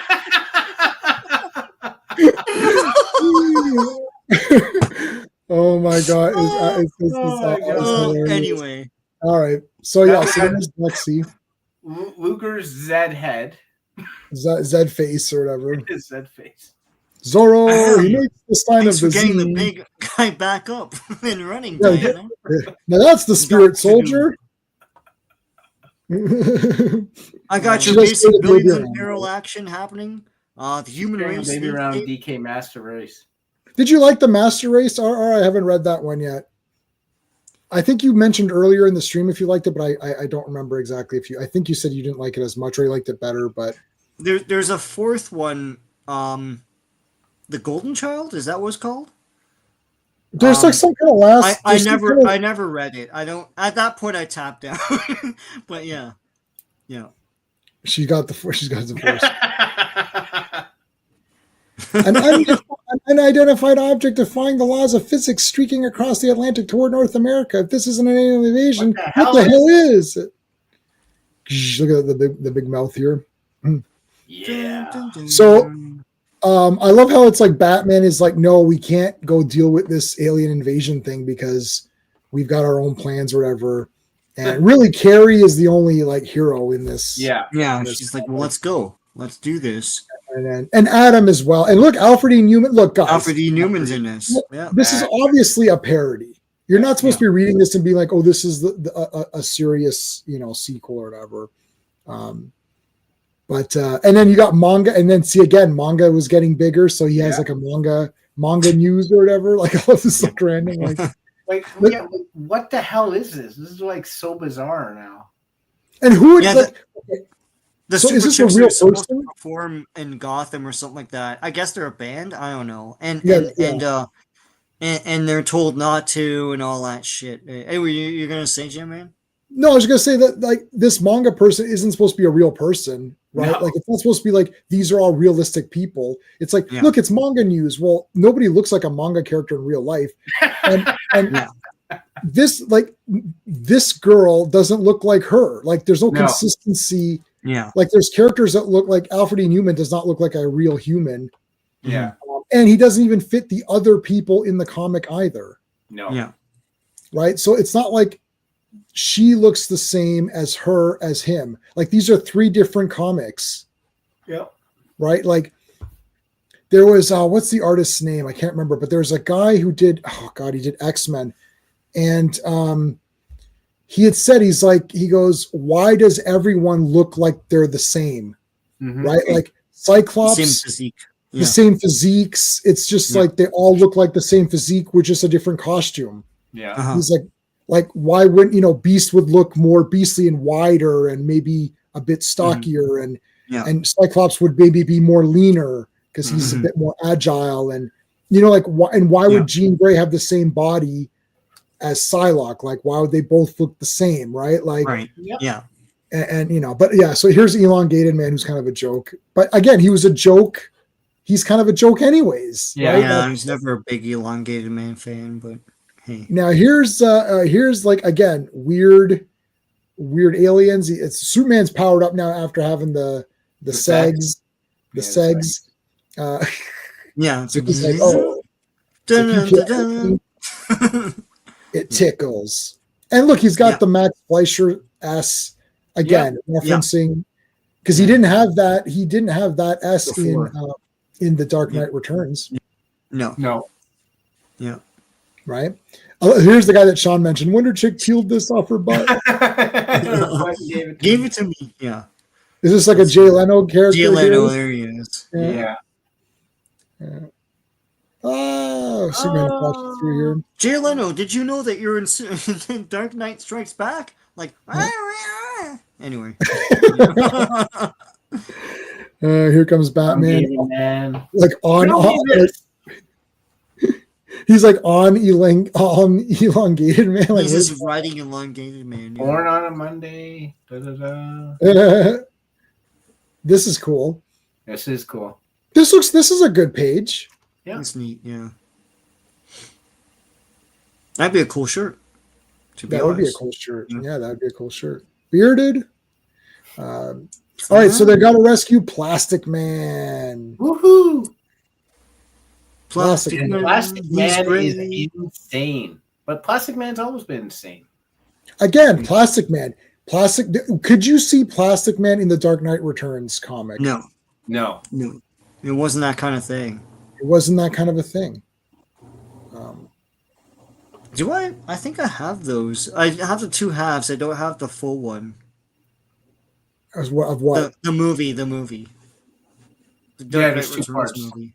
Oh, sorry. Yes. Okay, I've got it. Well, you can buy it together as one now if you. Yeah, I'll get that. Yeah. Batman just punches him in the face. Yeah. I'm sure a lot of guys have wanted to punch Plastic Man in the face. Yeah, he uppercuts him out of the panel. Then he turns into a car and he's like literally on Dibney. It's like, and he literally says, he goes, "Oh, this must be real because I couldn't think of anyone as boring as you." And he turns into a woman. Yeah. Yep. That happens all the time, actually, in the old times. He does turn to a woman a few times. And then a balloon. Rage reference then. Yeah. Again, turning into a balloon. Now, here's the weirdest character and probably like the worst take of any character. Yeah. So this is the worst take for me of the whole entire thing because I love this character and they really, but again, it's so over the top and silly that like I can't get angry over it because it's clearly just there to be goofy. It's there to just reference a bunch of stuff. Yeah. So now Joker and there's Guardian and he's dressed as Cosmic Boy. I can't believe it. I was so pumped up to see this. Yeah. I was like, it's Cosmic Boy. That's cool. So Joker died famously in the first one. So this is a guy pretending to be Joker. Joker, right? Who is it? We'll find out. Although it's not Joker. Yeah. But yeah. No. So he kills the Guardian. We'll get back to that. And there's Red Hulk. No, I'm sorry, that's not Red. Yeah. Superman. There's Fuzzy President. Yeah, the pixelized president. I love this guy. Look at this guy. Who cares if the president doesn't exist? He's a great American. That is so funny. Okay, and then there, again, Superman holding up the thing that's kind of like Action Comics 1. That's Action Comics. Yeah. Guys running around. Here's this weird frog, alien, whatever. Yeah. They're like, what the heck? And they're like, oh my God, Superman's back. So now they know Superman is back and they're excited because they needed a hero. Yeah. But he ain't the hero he used to be. No, well, Brainiac's got him on the leash. So Brainiac says, you better just we're cashing you in. Basically, you did your thing. We're going to now make an example of you and show that heroes just get destroyed. Yeah. And there's no point in hope. There's no point in becoming a hero or trying to beat the system because you're just going to get killed. Yep. And if you don't, we're going to destroy Kandor. So he's like, well, I'm not going to retreat, but I'll just stand here and you can try to do your worst or whatever. Yeah. And they're like, So now here, and then now you can actually put Superman didn't even do nothing. Yeah, so it's killing millions of people. This thing, and This Superman's frog. just not doing much. Yeah. Yeah. Dun dun dun dun. Oh dun. no, not the So this Raggedy. kid's No, dead. Yeah, Raggedy Um, Ann. it's Annabelle. Not don't drop Annabelle. Now you got the face off. It's between Yeah. Bruce and Barry. Yeah, the two B's. Yeah, and Barry's like, what is this shit? Like, Yeah. I mean, aren't you supposed to do something?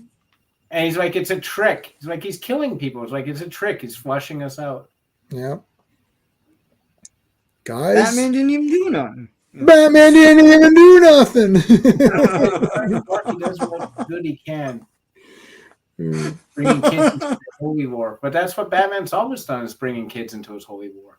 This is a great Yeah, exchange it's like here. freaking Robin. Yeah. Yeah. So he says, we blew it, Barry. It's like you spent our whole careers. So basically, it's like we're fighting all these petty thugs, but we should have been going after the big boys in the system and all that. Yeah. And he's like, and he goes, well, don't blame Clark. At least Clark's, trying to do good and do stuff, and you're not doing shit. And you bring kids in, and then he says, oh, kids always fight, get hurt in these wars and stuff like that. This is well done. Yeah. This is good dialogue. I don't think it's like like the big shit dialogue or whatever. Like this is. It is jarring though, because you have goofiness, and then this big mega. Right. And this happens a few times in this comic. Yep. You're right. Tonal shifts, yeah. Tonal shift. Yep. Complete tonal shift. Yeah. Yeah, and you're allowed to say you don't like this comic and just think it sucks. What I'm saying is that everyone super hated it, but I think it went over a lot of people's heads. I agree. I watched Salazar Knight's video on this, and his conclusion is that he didn't like the story anyways. Mm-hmm. But he shed light on a lot of things that people at the time, including myself, would not have picked up on. Mm-hmm. So I don't think it deserves this hatred. And in examining it a bunch of times in the Frank Miller Facebook group, many people said it was awesome and loved it. Mm-hmm. A lot of people loved it. We're going to check the poll. We're going to check the poll. There's a 13 votes. So we're going to look at it. We're going to look at that in just a second. So there's Flash. Okay, so again, there's Super Chicks. Now this is really neat. Oh man, this went too far. Like Creeper. I love Creeper. Yeah. And this went like, oh man, really? Well, it's the two Steve Ditko characters killing each other. Yeah. Because he's wearing Spider-Man's outfit, but you can't show it, so you could see just the legs and the boots. The legs, you can see that Spider-Man. Yeah. So Spider-Man, Steve Ditko's creation killing Steve Ditko's other creation. That's kind of fun. All right, so Superman's getting beat up. They're like, oh, the fight's out of him, and the fight's out of him, whatever that means. So I gotta admit, again, I got fooled by the art, and I thought this was Killer Croc at the beginning. Yeah. I thought this is Solomon Grundy. I was like, yeah, I can see that too. Yeah. Well, he does say Martian Manhunter, so then it is known, and Martian Manhunter is just kind of like done with life. Again, big conversation here, saying you gotta, there's fate, and he's like, no, I'm fated to die. I know I'm gonna die. I'm gonna die by fire. And questions like, no, and he's going back and forth. And there's a lot of stuff like Frank Miller always throws politics in there. Yeah. And this is before it was popular to throw politics in there. He just threw it in there because he threw it in there. I don't know anything about. I barely know anything about politics right now. I certainly would not have known about any of this stuff back then. So he's like saying, oh, like I believe in fate, and then no, I don't, and then he's like, well, I can't remember. I love that line. If you're the question, I'm the goddamn footnote. Yeah, I'm the footnote. That's great. That is a good line. Draws him a little bit like The Thing. Yeah, a little bit of Jack Kirby inspiration, perhaps, for this. Right, with that brow and everything. Yeah, he's got the brow here. Yeah, he's got that brow thing. Yeah, because Martian Manhunter didn't really have it exactly like that. There's Captain Marvel.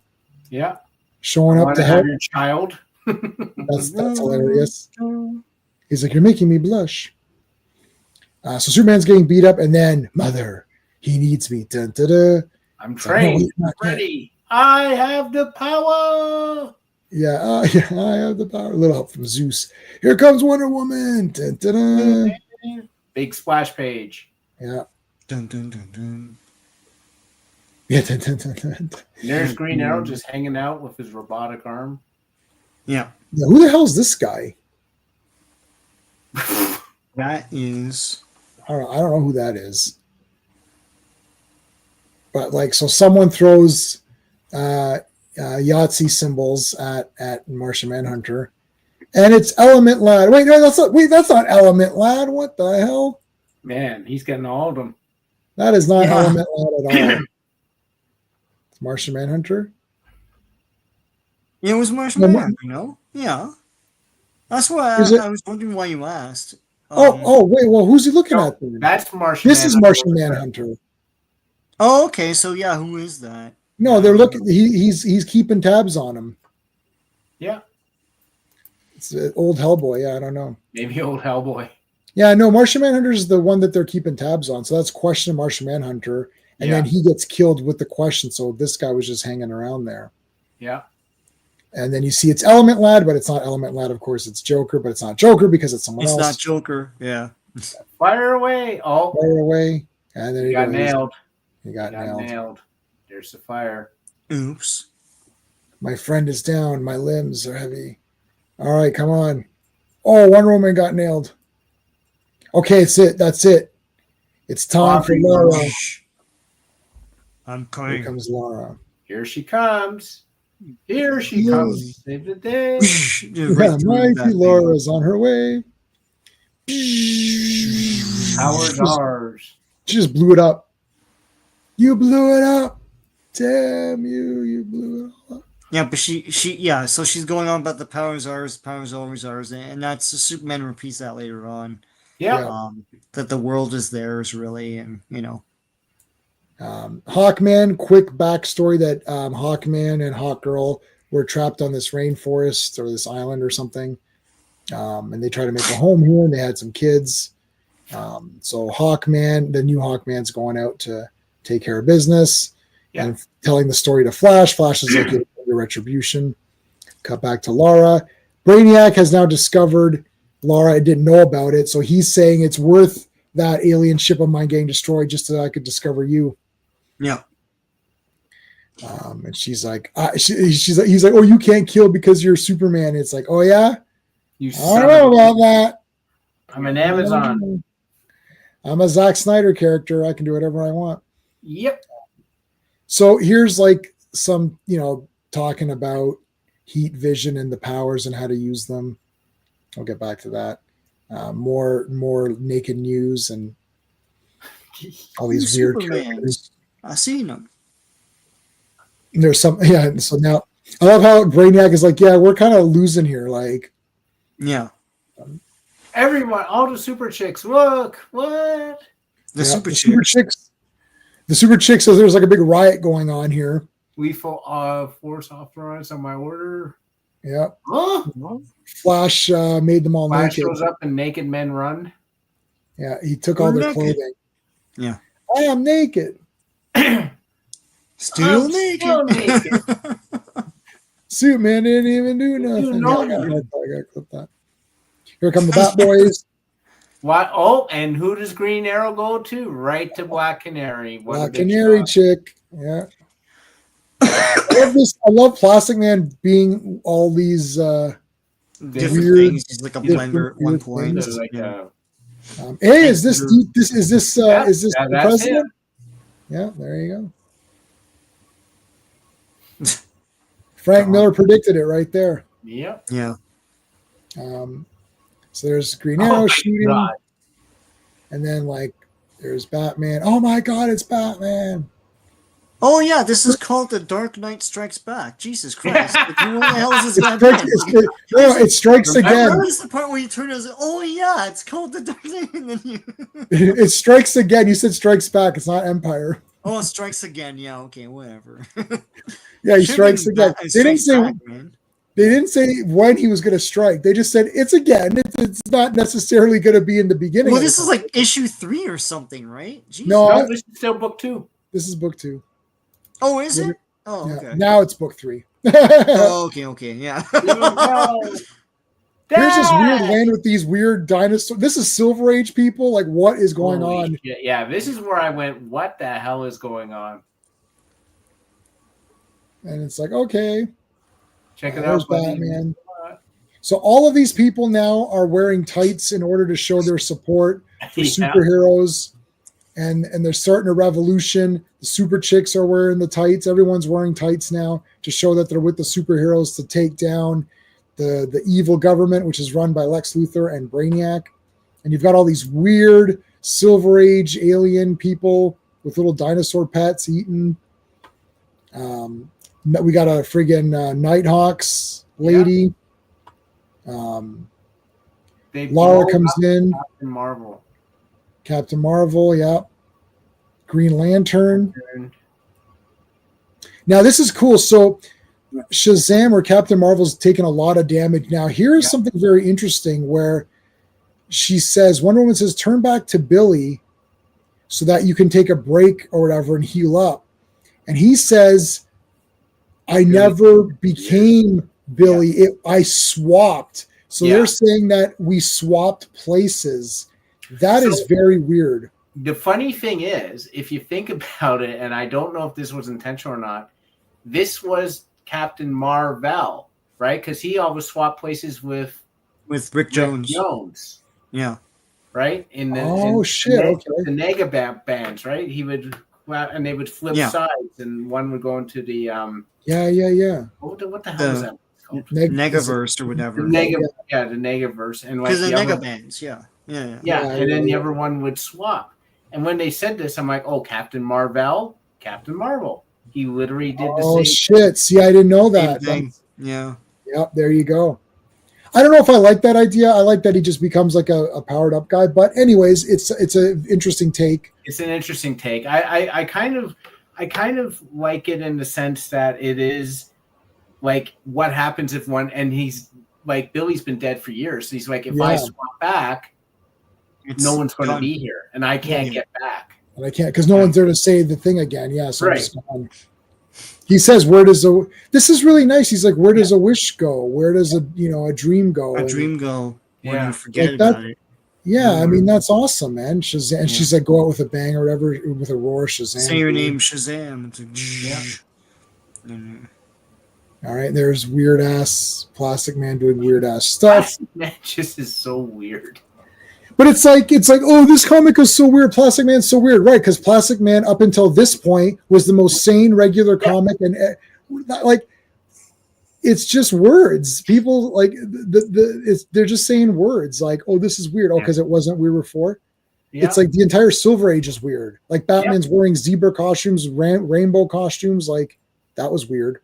Yeah. Like what's weirder, him wearing rainbow costumes? And I actually read that issue, or this. It's like all equally weird, you know. Mm-hmm. Anyway, the super chicks are the great. And then here's the meltdown. Yeah. So Bat Chick is like smarter. She's like she's talking all like she's all intelligent now. And then there goes, oh, you're a snob and all that. It's like, oh, what's zeitgeist? Sounds like a disease. Like, yeah, I love that line. It's like, you're so ignorant. It's like, you're totally a total bitch, and I'm totally out of this group. Oh my god, it's a meltdown. And then like the manga chick is like, it's like this is seriously real. Oh my god, like what's going on? This is the most important thing to focus on. Yeah. Batman. Metropolis is done. Yeah, Metropolis got destroyed. There's Lara. Yeah. She's hanging out. I'll say this, like that chick that was reporting all that, it reminds me a lot of like the vapid stupidness that you get from YouTube videos now. Yeah, MTV. It's like overemphasizing and over exuberance over a non-fucking issue. Yeah. It's like agreed. And switching is like, and Batman is the real one. Okay. all right. This is literally happening, Sean. This is literally happening on everyone's YouTube channels right now. Yeah. Right now. And this was, when was this? This was This is early 2000s. Yeah, it's right before it was right before 9/11. It's right because this issue takes place right after. YouTube is 2006, and then the coming of those kinds of YouTubers isn't for another 10 years. Yeah, this predicts it's, and what he's really saying here is this is what news will become. It'll just be vapid, and that's exactly what happened. Yeah, like people want this; they don't want real, actual information, right? Yeah, no, this is disturbing and outrage. It's crazy. It's crazy. He called this channel here. This is today. Yeah, These 3 bubbles are totally like what's happening now. Yeah, that's what I'm saying. Oh my God, Super Chicks melting. Who cares? Who cares? Exactly. It's total tragedy. But you couldn't even hear. Yeah. And it's like, oh no, Taylor Swift and her boyfriend. What's going on now with this Taylor? Like, who cares? Like, what does this have to do with anything? I'm telling, and all like, so when I was reading this again, and let's like, I mean, I don't know, but you two guys would not have reread this had I not said, hey, let's stream on it, right? No, I wouldn't. I read this for the first time. I never read this because I asked you about this comic. Yeah, I asked you about this comic, and you said. This is prior to you revisiting it, obviously. You're like, this was a piece of garbage. Don't read it. Right. So what happened was in the hospital when I was reading this, I was like, oh my God, like this is all happening. It's like, it just all came together for me. And I was like, wow. Like, and this is exactly true, Sean. All of this crap. And I mean, I've got examples. I could give you examples right now about random crap. And it's like, what does this have to do with anything? Like, and people are watching this. And they're getting millions of views, millions of subscribers for talking about nothing. Yeah. There's no critical analysis. And everyone says the same thing with the same exuberance and outrage. It's like there's emotion. It's no content. There's no it's non-content. Like at least we're deciphering stuff. Like anyways, I don't want to. So bravo, Frank Miller. I mean, you saw it. You saw it. You saw the ugliness in humanity and put it forward, and no one listened. But anyway, everyone just got pissed. They're like, "Why did you do this? Is that Judy Garland?" So actually, So Judy is actually Mary Marvel. If you look at Mary Marvel comics, it's Judy Garland. So I'm not sure if Frank was channeling a little bit because I do see a little bit of Judy in there. Yeah. But it's classic Lois, and you see he put this picture to show that she was a classic, like sort of a classic beauty, and this is a very like vintage classic look for Lois, and it's a sad thing that she's dead. So look, Frank Miller can draw it if he wants to. Yeah. This is awesome. Superman's just there. Awesome. Goodbye, Lois. That's nice.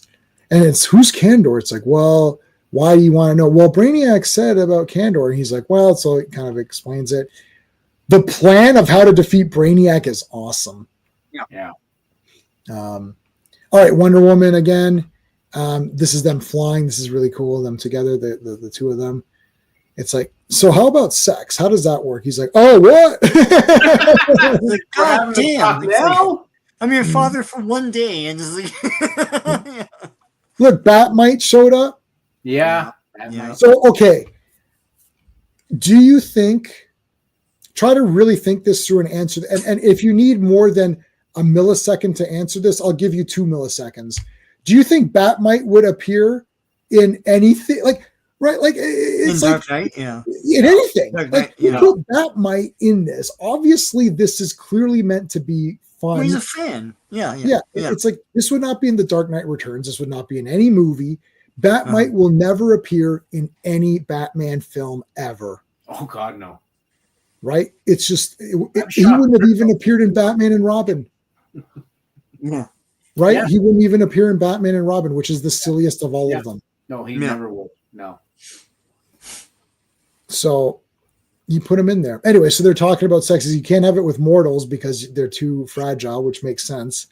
And so she's like, "Well, why don't we just rule the humans?" He's like, "No, you're talking." You're talking like the bad guys.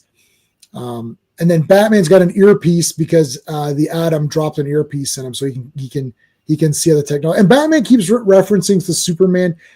I don't like this. I don't like this either, where they keep saying Superman is dumb, because I don't like that. But again, it's Elseworlds, it's its own thing. This is Frank Miller's interpretation of it. It's like, yeah, Superman's just a big dumb brute or whatever, and Batman's the smart one. Go ahead, Steve. What were you going to say? They've almost made Batman at times too smart. Like, he's now omniscient. Like, he can plan for anything, right? Like, and he can get his way out of anything. And like, you start to see that sort of shift where you still want Batman occasionally to be surprised. Right.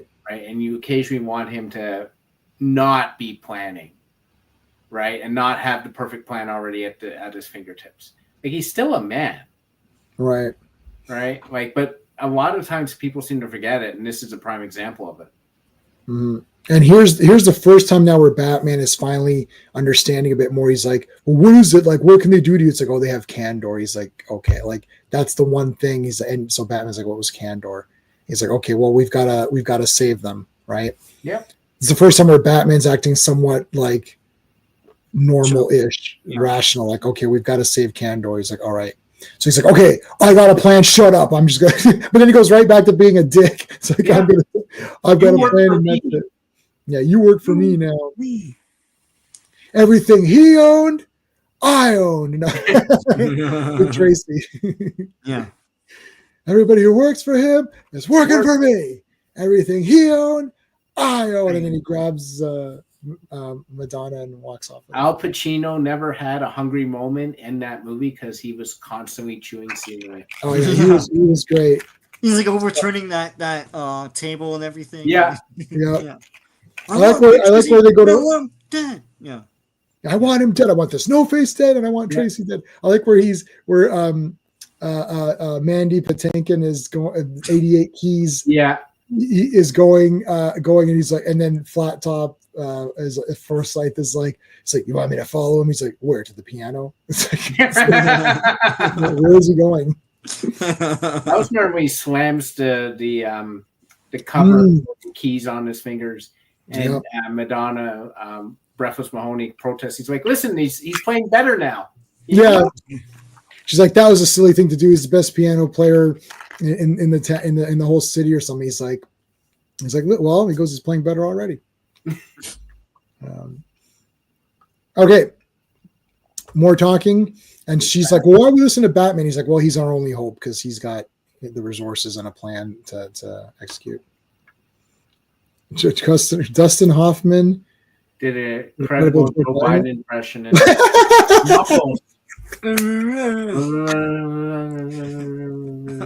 that's good. Remember when they taped him and they play it back and he starts laughing. Yes. And then and then they slow it down. Big Boy did it. Big Boy did it. The cast list for that is incredible. Like that is incredible. Movie is like a who's who of like 90s superstars. But yeah. What on earth? What is going on here? Oh my God. It's like he's dying. You don't know Bruce. Yeah. He's been dying since the first like Dark Knight Returns. So like not yet, old man, not yet. And then there's a 3, and then there's a 4. Yeah. Isn't that Sin City though? Yeah. Not yet, old man, not yet. Yeah. He says. Yep. Yeah, Marv, right? Yeah, not Marv. The Bruce. Oh no. Yeah. Hart. Oh God. Hartigan. You're right. Okay, so the Super Chicks. We gotta find out what's going on with them. Batmite's back. Yeah, he's great. Dude, looks like they caught Bat Chick on the rag and shit. Check it out. It's like, well, thanks for biting my head off. Are you totally menstrual or something? It's like, I'm simply suggesting that it's incumbent upon us. Variety, the better purpose in shaking our butts. Yeah, and she's like, am I missing something? Oh no, sorry. I'm still like, I don't care. God, I'm still like, I don't care, right? It's like now who is this? Who are these ones?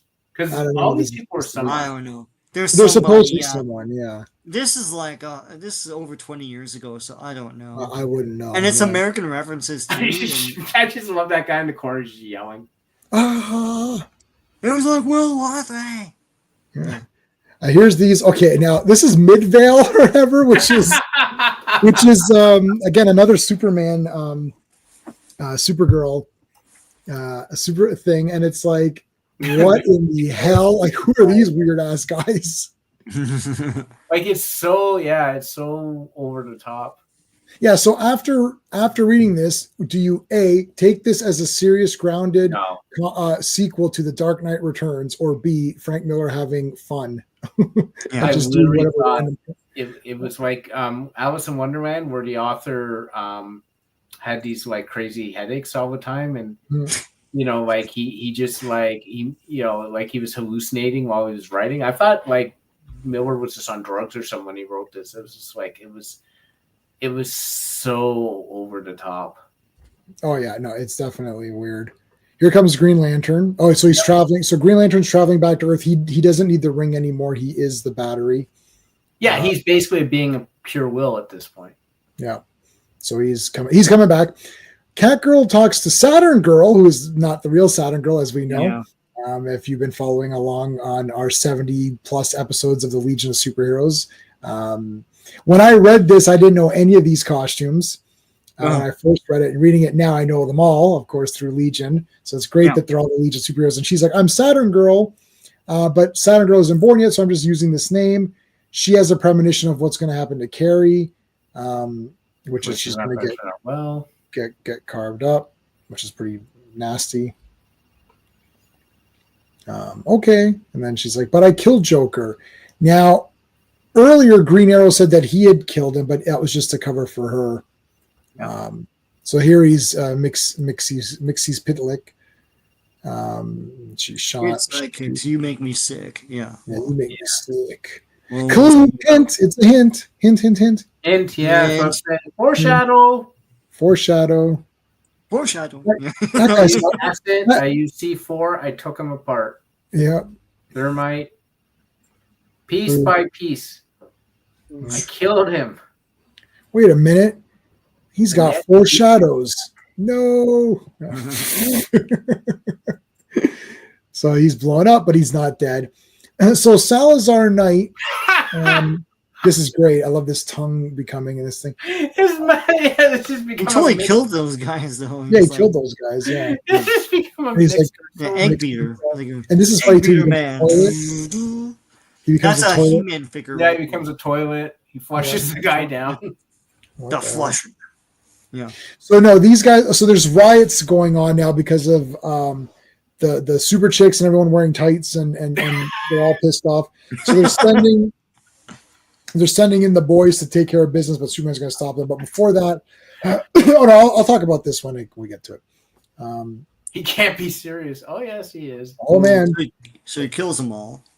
Yeah. So Superman's just like destroying everybody now. Siberia.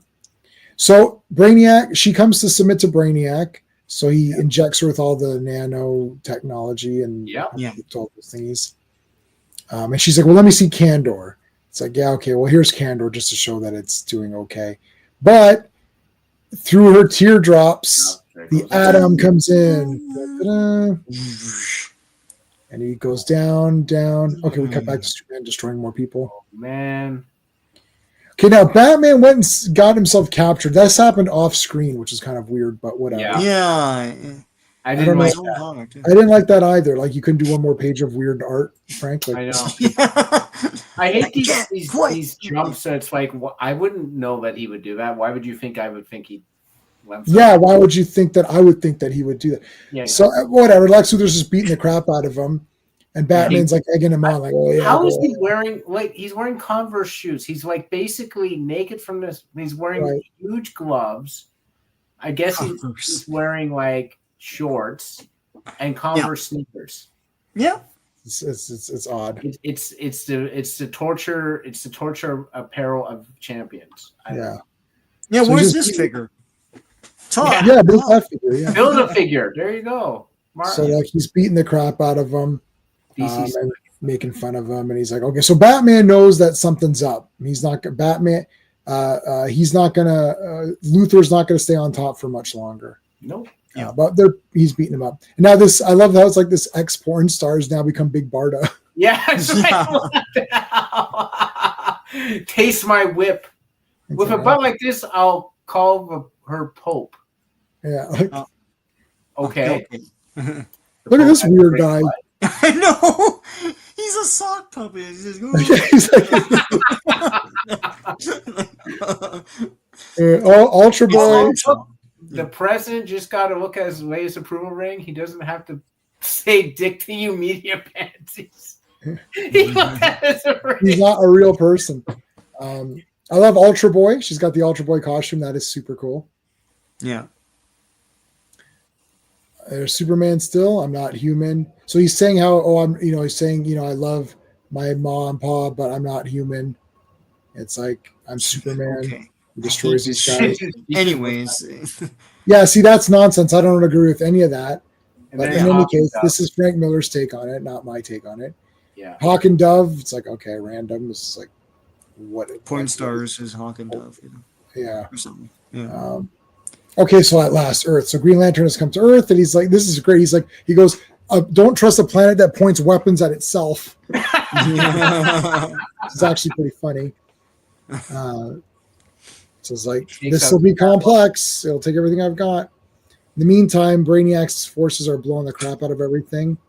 Still. And now Adam goes into Kandor and becomes big and breaks them out, basically. Yeah. Back to Batman getting a tooth knocked out.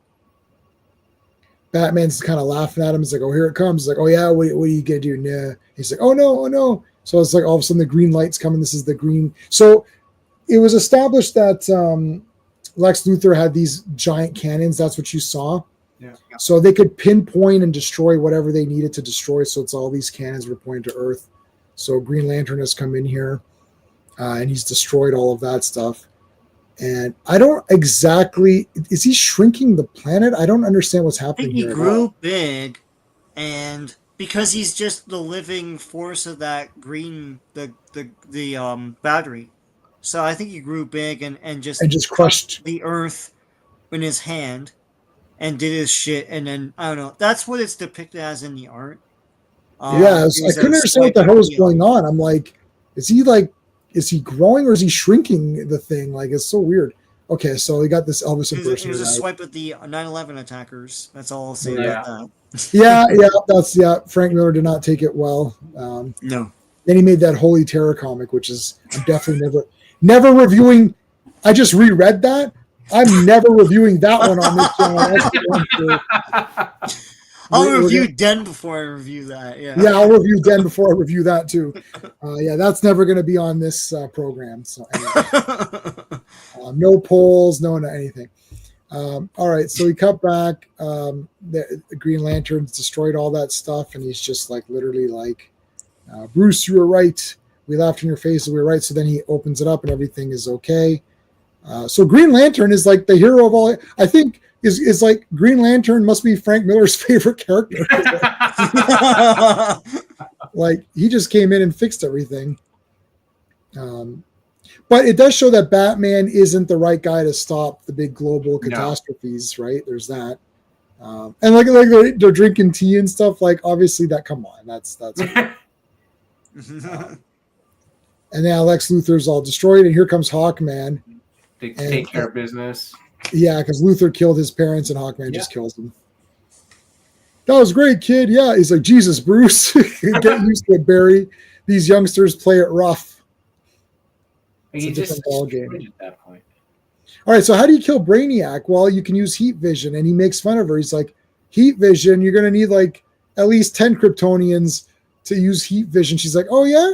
Only 10? Well, I've got 10 million. What? Here comes the Kandorians. Kandorians. So, but even then, Professor Palmer, I am Ava Del Kimba. Yeah. I want you inside me. Yeah, he's like, what? Well, I've got to contain you because you're going to get fried, right? Yeah.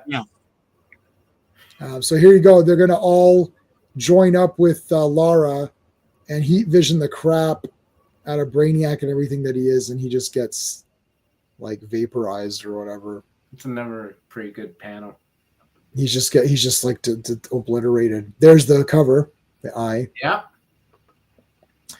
Okay, now Carrie is being attacked by this Joker, by the fake Joker. Yep.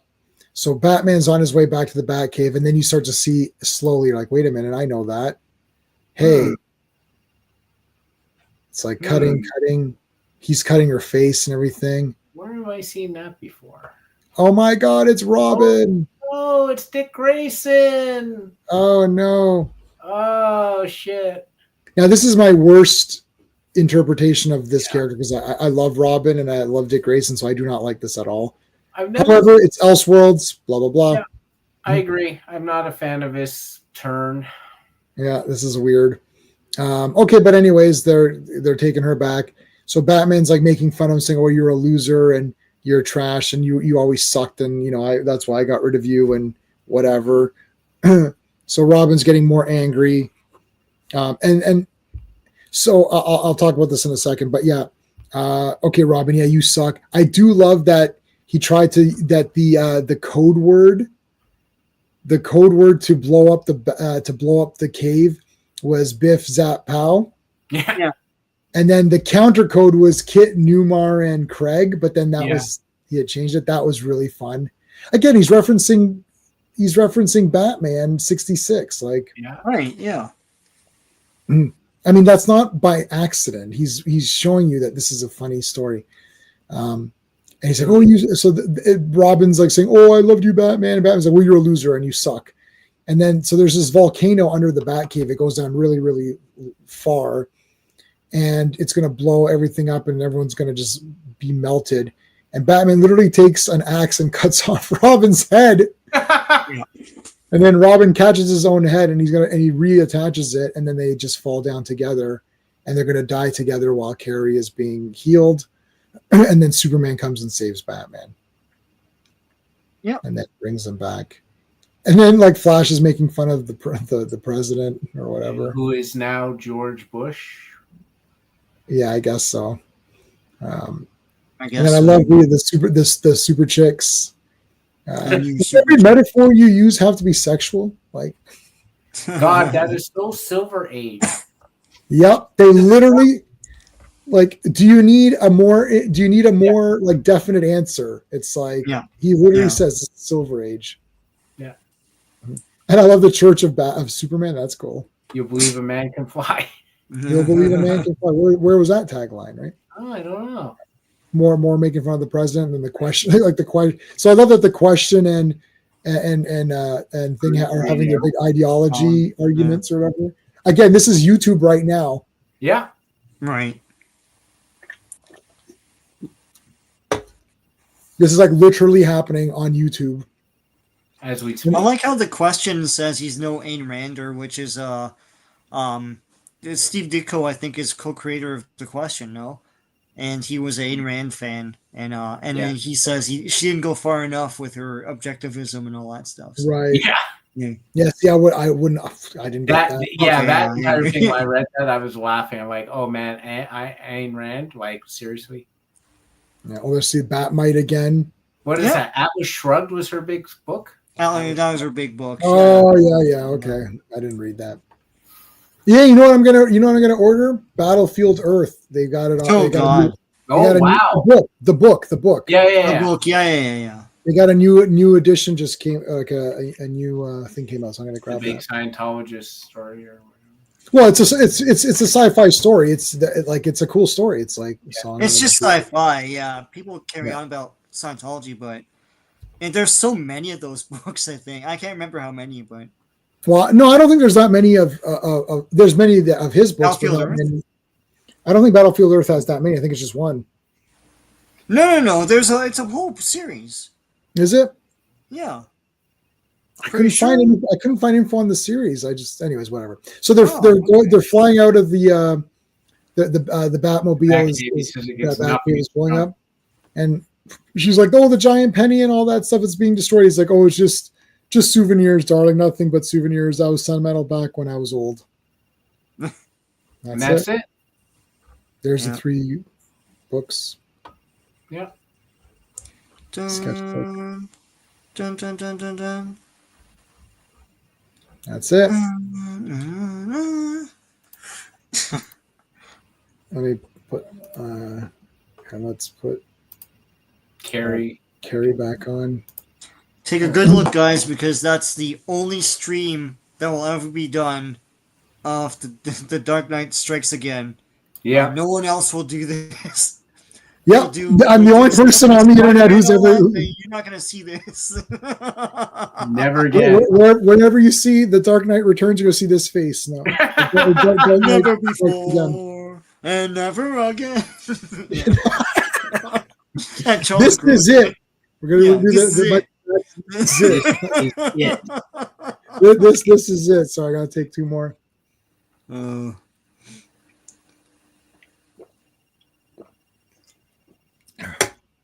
Yeah, so let's take a look at the poll. The question was, what did you think of The Dark Knight 2, DK2? Your options were always hated it, still do. Always loved it, still do. Hated it, but now love it. Hated it, but it's not that bad now, or not as bad. So 38% said always hated it and still do. 31% said always loved it. 12% said hated it, but now love it. And 19% hated it, but it's not that bad now. So actually, if you add up the slightly more positives, there's more of that. Yeah. Yeah. Because it's only 38% in the negative that are, there's only 30, and the rest are either loving it, and half of the people that are in the positive love it. Yeah. Yeah. So very interesting. That's a very interesting poll. I'm telling you, on the Facebook group, I've been talking back and forth a lot about this topic, and a lot of people. I'm just looking on Facebook right now, and people are still commenting. It's an absolutely a masterpiece. Mm-hmm. One guy said, "I personally wouldn't call it a masterpiece. However, I would say it's a very good sequel that builds on the world." Blah blah blah. One guy unabashedly loved Dark Knight Strikes Again. It's aged well. One guy said it sucked. Nice. But it's funny, though. I'll say this. The people that, in the Facebook group, the people that hated it didn't give much reason for hating it other than to just say it sucks. Because that's the popular opinion. I understand why. Like, it's a polarizing story. And if you were into the theme of The Dark Knight Returns, which is it's sort of like a reverse situation of what happened with the movies with Batman Forever and Batman and Robin being absolutely absurd, especially Batman and Robin. Right. And then going to the Nolan verse, right? It was a complete tonal shift where it became gritty and realistic and took out all the fantasy elements, basically. And it's a reverse of that, right? You basically, there was still fantasy-esque things in there, but it was like Batman Mad Max version, where it was just basically like very gritty and post-apocalyptic and that sort of thing. And then you get to this complete satire, ridiculous story that is so over the top. If you thought you would get more with Dark Knight Strikes Again that you got in Returns, on the surface, you didn't get that. Now, if you delve into it, it's still the same writer, and it's still the same sort of, like, not the same ideas, but it's the same, like, disregard for the Batman ethos and just basically writing his own story and just satirizing the entire Batman comic book universe, whatever you want to say, and sort of taking it back to like the Silver Age. You're not going to like it if you were locked into that. It's got to be this tone. For me personally, it's fine because I didn't take Batman Returns seriously. I thought it was like a good story, but it wasn't, like I said, it wasn't the future Batman that I particularly wanted, and it's not the one I think would happen. So continuing down this out, I think it was visionary.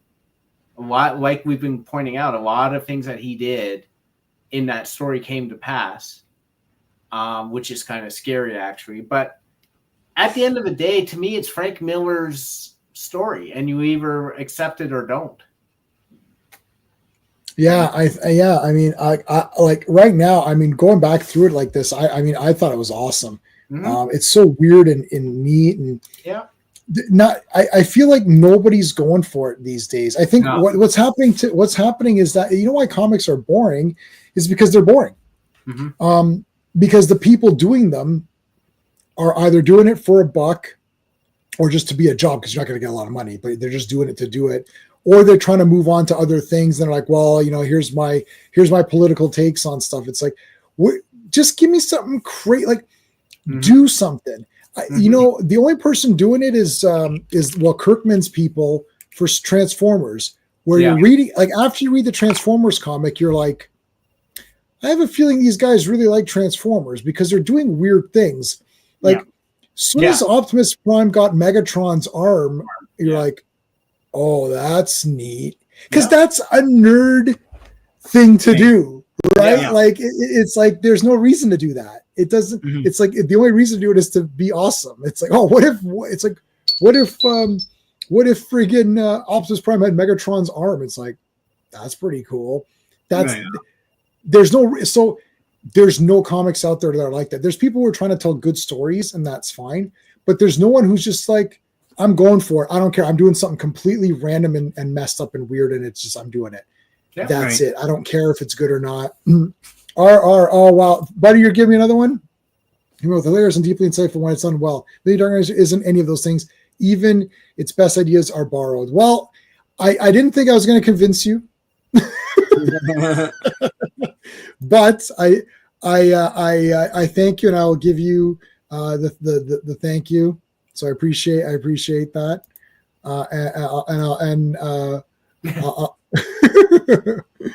So thank you so much. I'm looking forward. I know you like Batman and the Outsiders, so we're definitely going to have fun talking about that one, because that one is we both like that one. So that's going to be a lot of fun. So thank you for the super chat. I really appreciate it. Take care, Dave.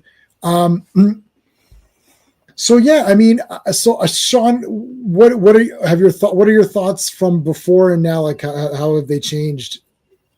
No, I like this as an enjoyable little thing with like moments, right? But like as a cohesive whole, I think what's strange to me is that, so I read this back in the day, and I got the graphic novel back when it came out, and and I read it and forgot about it because, as I said before, it just felt like more of the same to me. Like it's just, you know, like, oh, hot takes and cynicism and all that stuff. It's like, oh, government bad, you know, like Superman Boy Scout, like it's the same shit, you know. And you read it now, and we're commenting on how much of this looks like it came true. Right. It's, you know, it looks more timely today. It takes on new meaning now, and in that way, it's aged quite well. All of the the turmoil of the internet, which wasn't really much of a thing at the time. I think 2001, we're still getting our footing, and e-commerce was becoming a thing, and that led to the worst parts of the internet, right? You know, and YouTube wasn't a thing just yet, you know. So, and social media, I mean, social media was like a freaking Friendster and shit, and so, like, you know, stuff that's dead now. Yeah, but yeah, it's interesting because we're reacting to stuff that now the internet has given voice to. Back then, Frank Miller saw the ugliness of media and the ugliness of manipulation of human beings, and there just wasn't a platform for it yet. And we thought it was TV, but TV was nothing compared to the internet. Yeah. Right? It's like you don't carry it around in your pocket, right? Yeah. So yeah, this thing kind of accidentally became very, very, very prescient and very relevant today.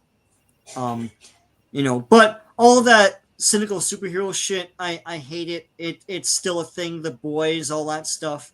That's become more loud now as well, which I don't like.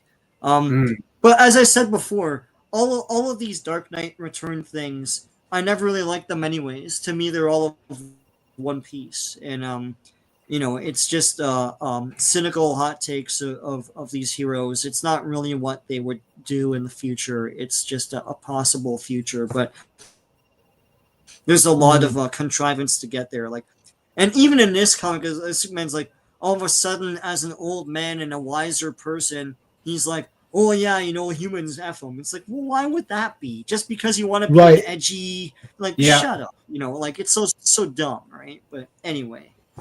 Yeah. I think my problem. I think my thing is that everyone, including myself, thought that Dark Knight Returns was like this super masterpiece, and then Strikes Again was a big pile of garbage. And then when I reread them both, I'm like, well, Dark Knight Returns, I don't think is that big of a masterpiece, and I don't think this is as big as the garbage. And to me, they became closer to each other with just a different art style. And then I ended up saying I kind of like this one more because it's so outrageous and over the top that I'm not forced to look upon it as a serious thing and critique it, where like I like Batman and Robin better than the Batman. Right? Like, and I like Batman Forever for sure better than the Batman. Like I legitimately like Batman and Robin better than the Batman. I've seen the Batman 3 times though. Yeah. But I've seen Batman and Robin like 100 times. It's crazy. I've seen it. So I because if you're going to push me into a corner, I'm going with fun and enjoyable. Yeah. If you push me into a corner, if you want to give me Batman 89 and say this is still really cool, fun, and a bit more serious, then I'll take that. If the choice is 89, Batman and Robin, and the Batman, then I'll choose Batman 89. But if the choice is the Batman or Batman and Robin, I'm taking Batman and Robin, no question, easy decision. Like easy decision. Right. So because it's too, if you say Batman Begins or Batman and Robin, that would be slightly tougher for me. But I would say Batman and Robin over The Dark Knight Rises. I would say that for sure. Right. That's the thing is, again, push comes to shove, the Batman has gone way too far where it's just become like this disaster. I don't know what's going on. It's so dark. You may as well turn why is there a camera? It may as well be an audio adventure, right? That's why Brave and the Bold, the Batman Brave or Batman Brave and the Bold is my favorite Batman cartoon. Again, favorites best. The animated series has a great representation of Batman, but I like Brave and the Bold because I can put any episode on and it's fun, colorful, and looks cool. I just watched The Outsiders one yesterday just for the shit of watching one. I was like, that was really neat. That's it. Yeah. I despise we're exploring science fiction. The ideas making of news is 1999. We'll explore in science fiction. I know, and like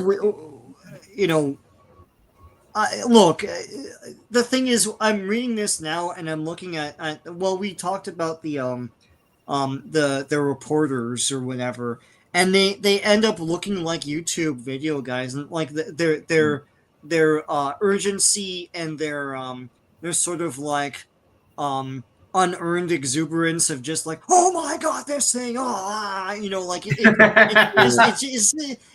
totally YouTube, and the fact that that is the news, that's the primary source of the news in this world that's being depicted in Dark Knight Strikes Again, is craziness. It was craziness back in 2001. When news seemed a bit saner than it does today, where like, a dour, serious, dish rag faced old man would tell you the news is like, oh, that guy's a serious dude, and now it's just like stupidness, Right.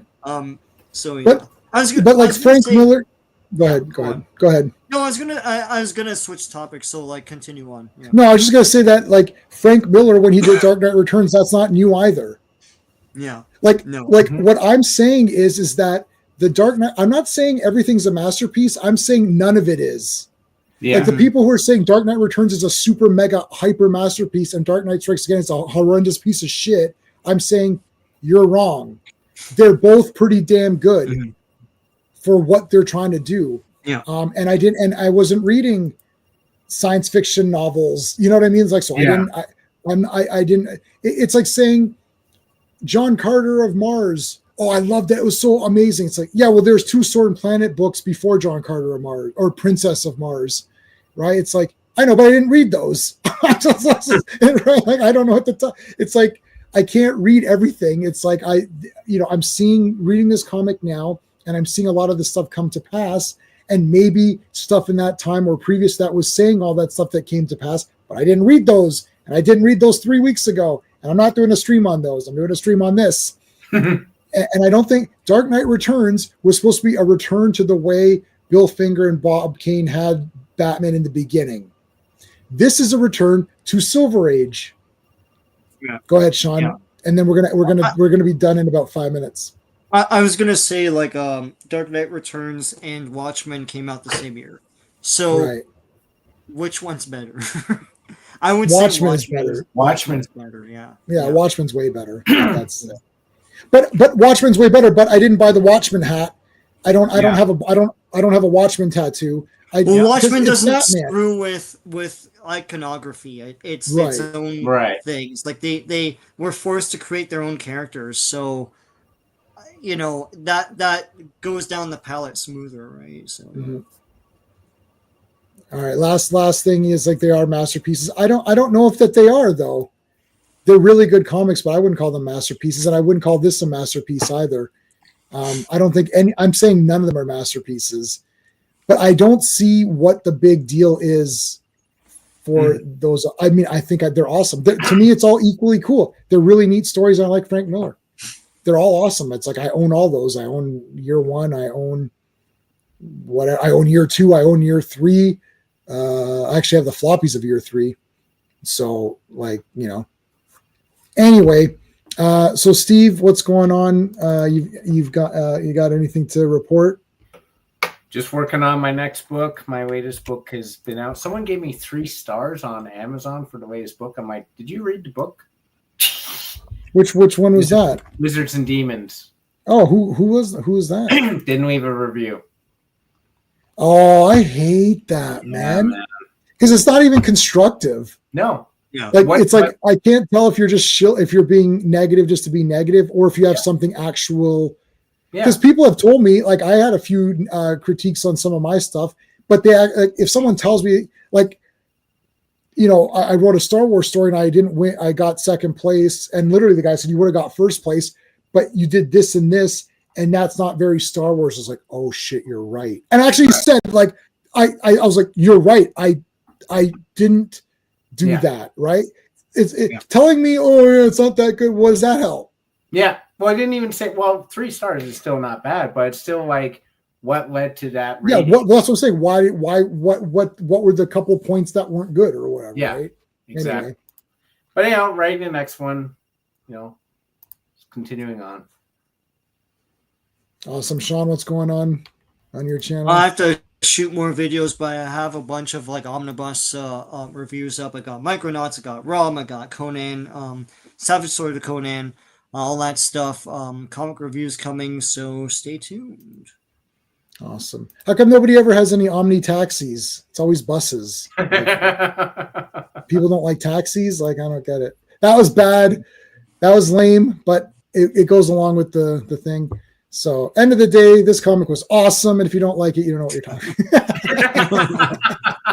All right. Thank you to everybody. Thanks to all the super friends. Thanks, RR, for your commentary. Where were all the people who voted that they loved this? I didn't see any of them in them. No, I know. Didn't have any of those guys fighting. Anyways, all right, guys. Thanks for joining us. Hopefully, we'll see you on Sunday for Indiana Jones. Take care. Hey, friends. You've just been listening to J-Man, and he is the smartest person who ever lived. So make sure you like and subscribe.